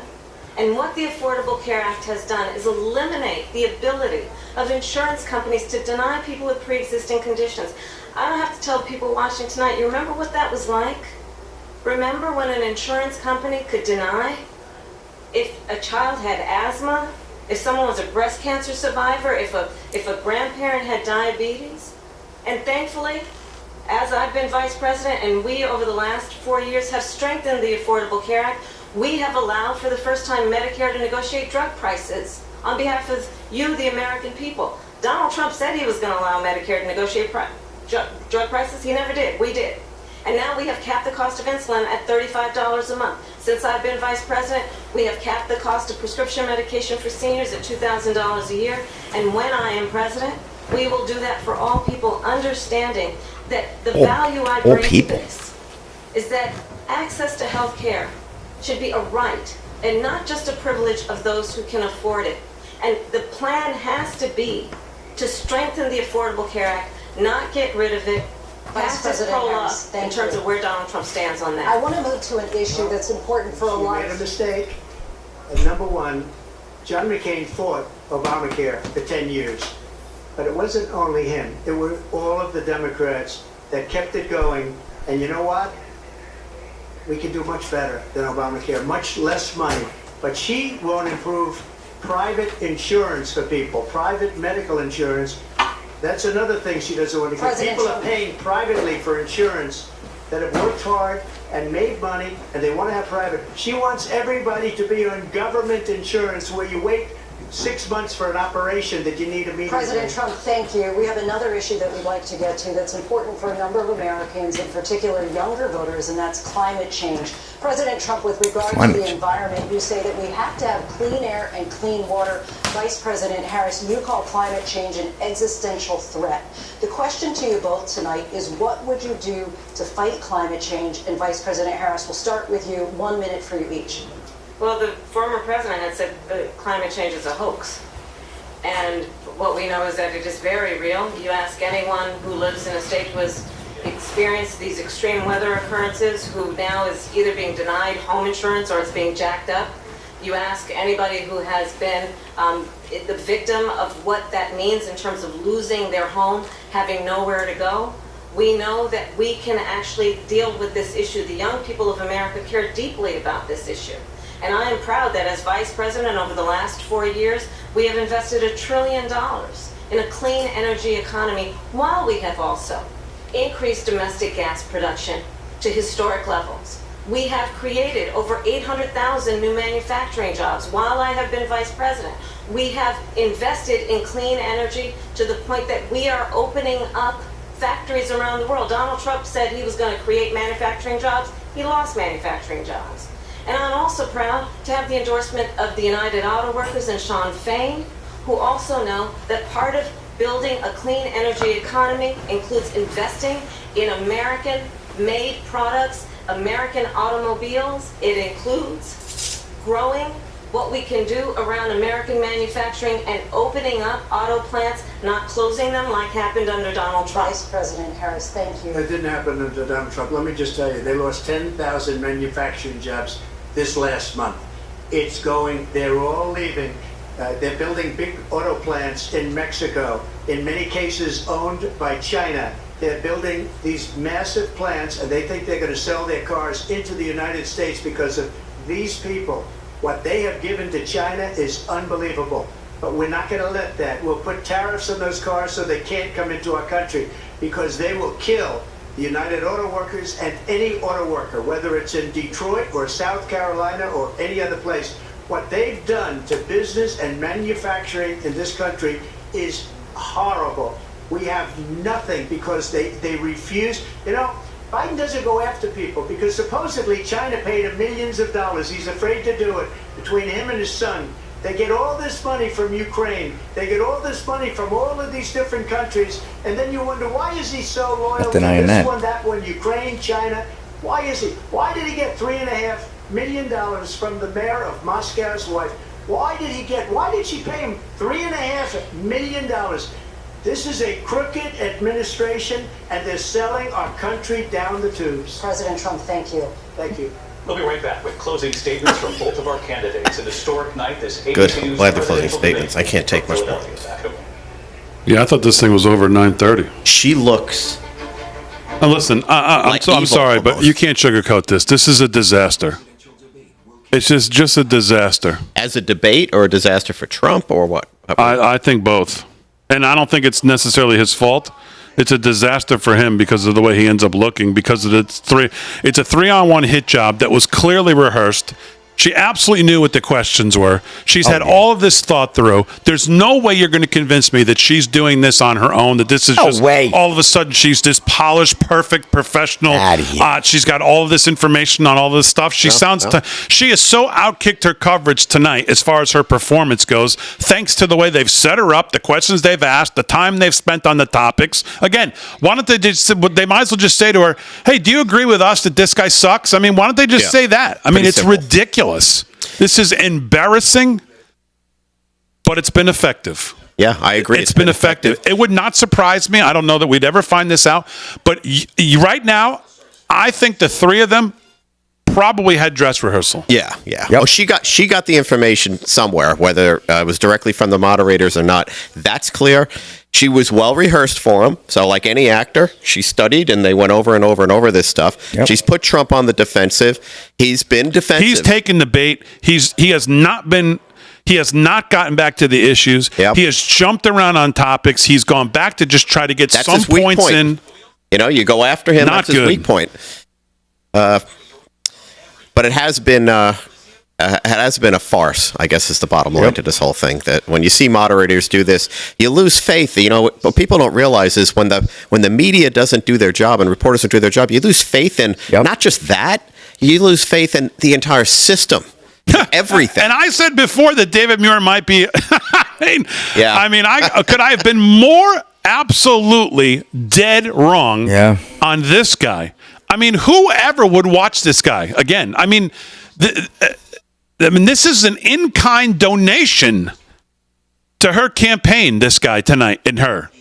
Well, I mean, her best friend runs ABC News. The two moderators have been 100% for her and 93% against him. I mean, think about it. It just adds up. Water. This was not the CNN debate. They needed to get rid of Biden, so they did their thing there. I mean, it all just makes so much sense. It's logical. It's common sense. But when you see it play out in front of your eyes, I mean, it's incredible, isn't it? It's incredible that you're still in disbelief, and I'm still in disbelief, even though we knew it was going to happen. You know, crazy. Seeing it is just unbelievable unfold. Just watching it unfold blows your mind. But we know. I mean, I guess in some ways, maybe when I said it would be a snooze fest, I guess that, you know, probably the wrong way to describe it, but this is exactly what I was talking about. Yeah. She's going to come off as just well scripted, well rehearsed, regurgitate what she's been practicing, what she's been saying, what she's been being told, regurgitate. Now, I could have never imagined that basically the teacher gave her the test ahead of time. Then she was still regurgitated what she already knew was coming. I mean, this is rehearsed to the point where it's so blatant, but you just wonder if anyone's going to, low information voters who are maybe paying attention for the first time tonight are thinking, man, she is cleaning his clock. And I'm telling you, that's what people are going to think. Yeah, I agree with you on that. Sadly, I don't want to agree with that, but I do. That's what it looks like. I still don't think it's going to have a material effect. He does such a good job getting into the trenches of, Pennsylvania and Wisconsin and going to these places, not just the major cities. So he's got to keep doing it. He's got to double down on that. This debate has not been good. The thing is, would she ever do a Fox debate? No. So this is it. This is all we're going to get. No questions, no follow-ups, absolute softballs, no fact-checking. They fact-checked him 5-6 times. They've come back at him multiple times. And then they go to her, and it's just complete, utter softballs. Just like, hey, what do you think? Oh, thank you. He said at one point to her, do you have any thoughts on this? Like, are you kidding me? Well, this is 3-on-1 to the point where it's embarrassing. And that's what I'm seeing all over social media. Most everyone is saying the same thing. It's 3-on-1. It's 3-on-1. There's a couple of libs. Let me see what the libs are saying. This is your candidate. Digest it. Time to really. All right. Well, here we go. Let's hear the closing statements here. Vice President Harris, we begin with you. So I think you've heard tonight two very different visions for our country. One that is focused on the future, and the other that is focused on the past, and an attempt to take us backward. But we're not going back. And I do believe that the American people know we all have so much more in common than what separates us. And we can chart a new way forward. And a vision of that includes having a plan, understanding the aspirations, the dreams, the hopes, the ambition of the American people, which is why I intend to create an opportunity economy, investing in small businesses, in new families, in what we can do around protecting seniors, what we can do that is about giving hardworking folks a break and bringing down the cost of living. I believe what we can do together that is about sustaining America's standing in the world and ensuring that we have the respect that we so rightly deserve, including respecting our military and ensuring we have the most lethal fighting force in the world. I will be a president that will protect our fundamental rights and freedoms, including the right of a woman to make decisions about her own body and not have her government tell her what to do. I'll tell you, I started my career as a prosecutor. I was a DA, I was an attorney general, a United States senator, and now vice president. I've only had one client, the people. And I'll tell you, as a prosecutor, I never asked a victim or a witness, are you a Republican or a Democrat? The only thing I ever asked them, are you okay? And that's the kind of president we need right now. Someone who cares about you and is not putting themselves first. I intend to be a president for all Americans and focus on what we can do over the next 10 and 20 years to build back up our country by investing right now in you, the American people. Vice President Harris, thank you. President Trump? So she just started by saying she's going to do this, she's going to do that, she's going to do all these wonderful things. Why hasn't she done it? She's been there for 3.5 years. Right. They've had 3.5 years to fix the border. They've had 3.5 years to create jobs and all the things we talked about. Why hasn't she done it? She should leave right now, go down to that beautiful White House, go to the Capitol, get everyone together and do the things you want to do, but you haven't done it, and you won't do it because you believe in things that the American people don't believe in. You believe in things like, we're not going to frack, we're not going to take fossil fuel, we're not going to do things that are going to make this country strong, whether you like it or not. Germany tried that, and within 1 year they were back to building normal energy plants. We're not ready for it. We can't sacrifice our country for the sake of bad vision. But I just ask one simple question. Why didn't she do it? We're a failing nation.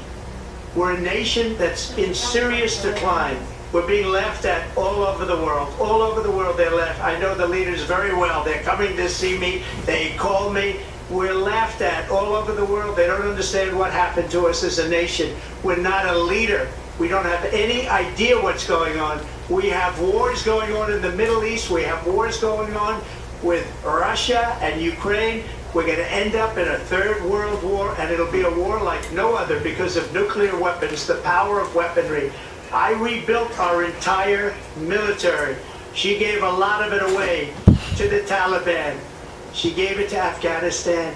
What these people have done to our country, and maybe toughest of all, is allowing millions of people to come into our country. Many of them are criminals, and they're destroying our country. The worst president, the worst vice president in the history of our country.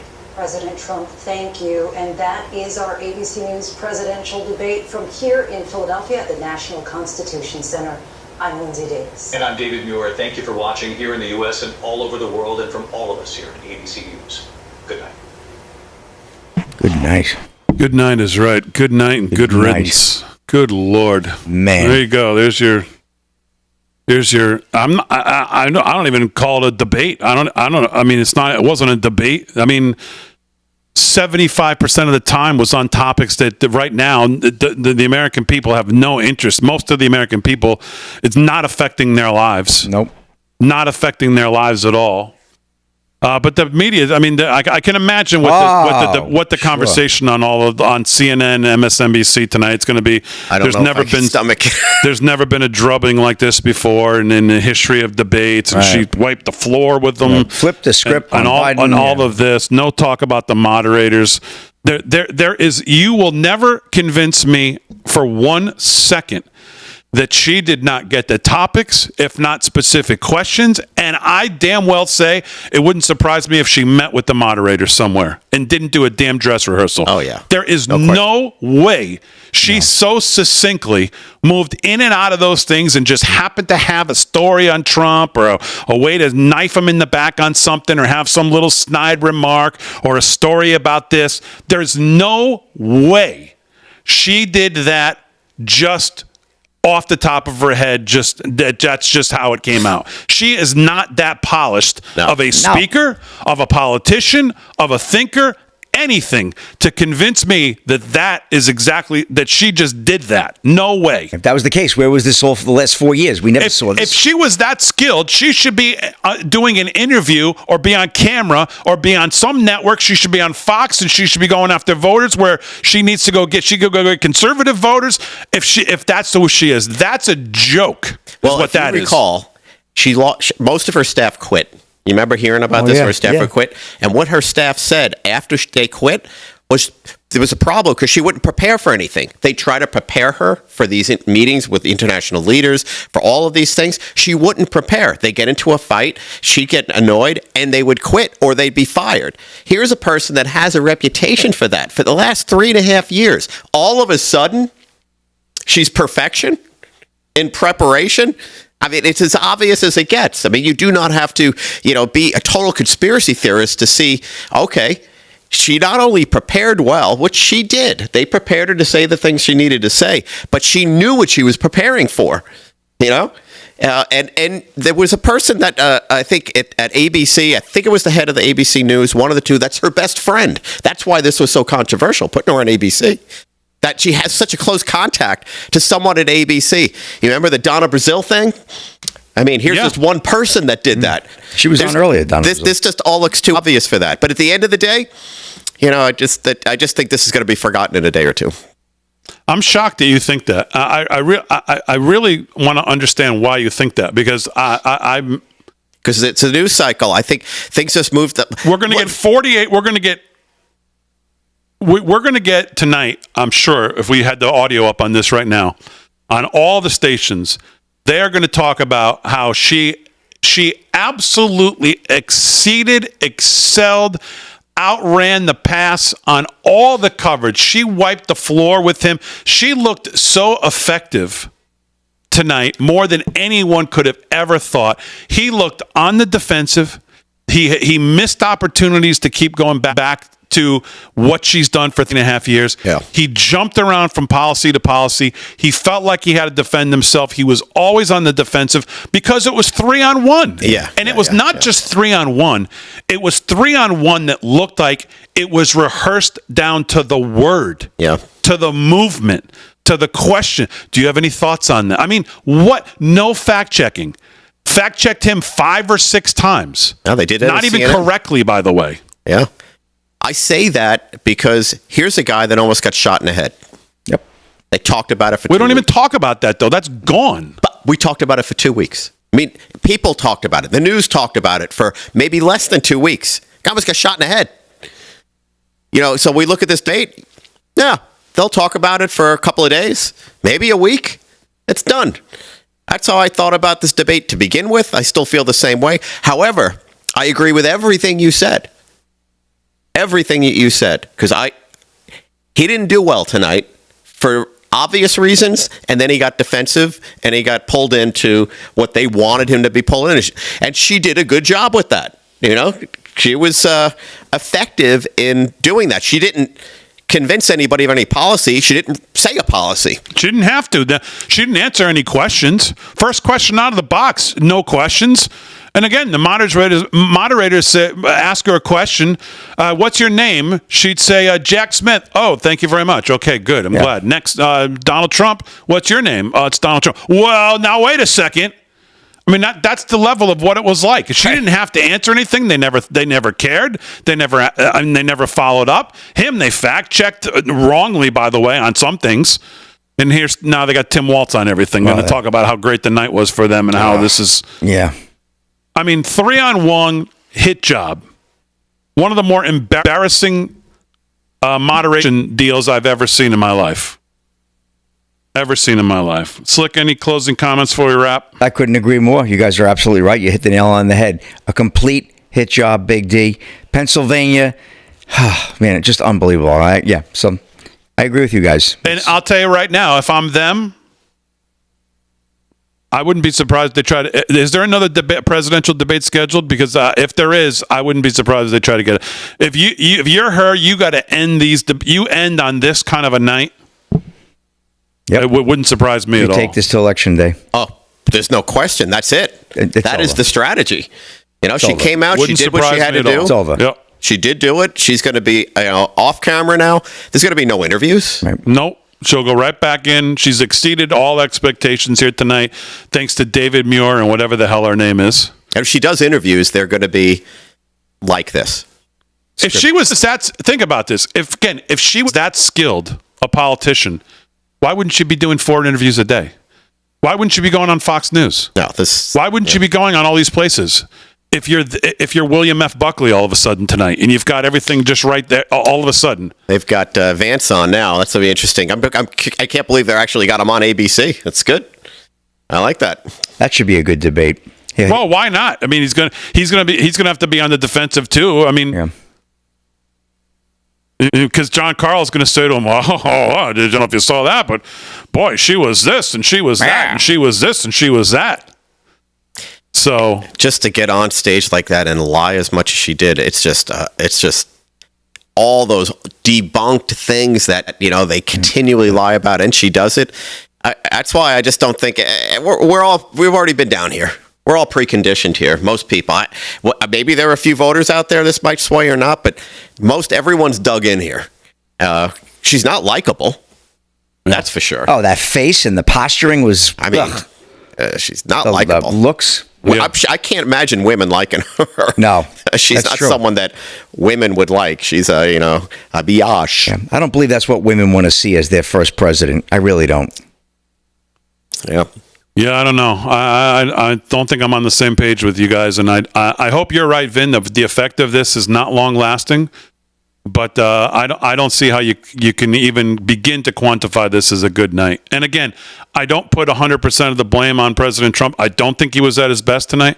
I think he was thrown off. I think he understood what was going on as the night progressed very quickly and realized that he wasn't going to be able to probably stem the tide with the moderators and the questions. Yeah. But the tone changed from the calm, cool, collected, standing there, let her, she was very nervous at the start, it seemed. Yeah. But the moderators got her to where they, I'll say rehearsed, because I just will not believe that it's not. And he got angrier as the night went. He took a lot of bait that she tried to bait him into certain things. Yeah. The topics were absolutely horrendous, fed right into that she could attack him on. The rally, talking about the rally. All the predisposed, thought through, the framing of the questions. Yeah. Yeah. So he got angrier as the night went along. He jumped around to points to try to make a point, went back to points. It was not effective, I did not think. It was not his best night. And again, not totally his fault. I think there's some things he could have done better.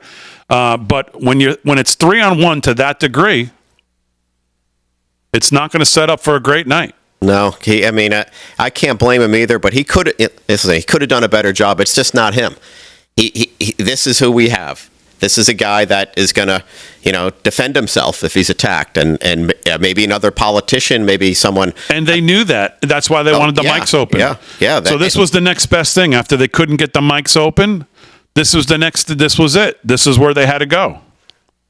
This is what the next thing was. So I think the left lovers are going to love it.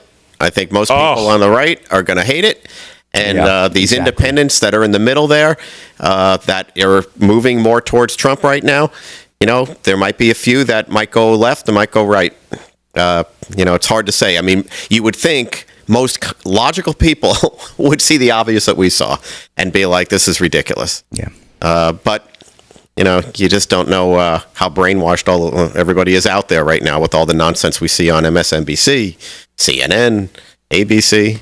I'm glad to see Vance getting some time here, though, on ABC after this debate, because he is someone that can articulate things pretty clearly, and I bet you he's doing that right now. I bet you. Yeah. Well, they just let him go. There you go. So, all right, speaking of letting him go, we're going to let you go. There you go. Trump-Harris debate. We're glad you joined us. If you're over there on Rumble, on RAV, thanks for joining us as well. On LFS6P socials, thank you very much as well. An interesting night, I guess, to a degree. It's what I expected. I guess maybe a snoozer was the wrong adjective to use as far as sleeping, but very rehearsed, very pre-recorded, hit play button and let it spill out, and that's what I was afraid of. And I think that's pretty much what we got. So, Slick, Vin, thanks, guys. You bet. Delgado had to go because he got to get to work early, but thanks to him as well. Thanks to everybody at RAV. Aaron, Fran, great job setting everything up, running everything. Thanks to Parker and the crew at RAV. And we will see you. I'll see you tomorrow morning, 9 a.m. We'll discuss this further. Get a little more time to think about it.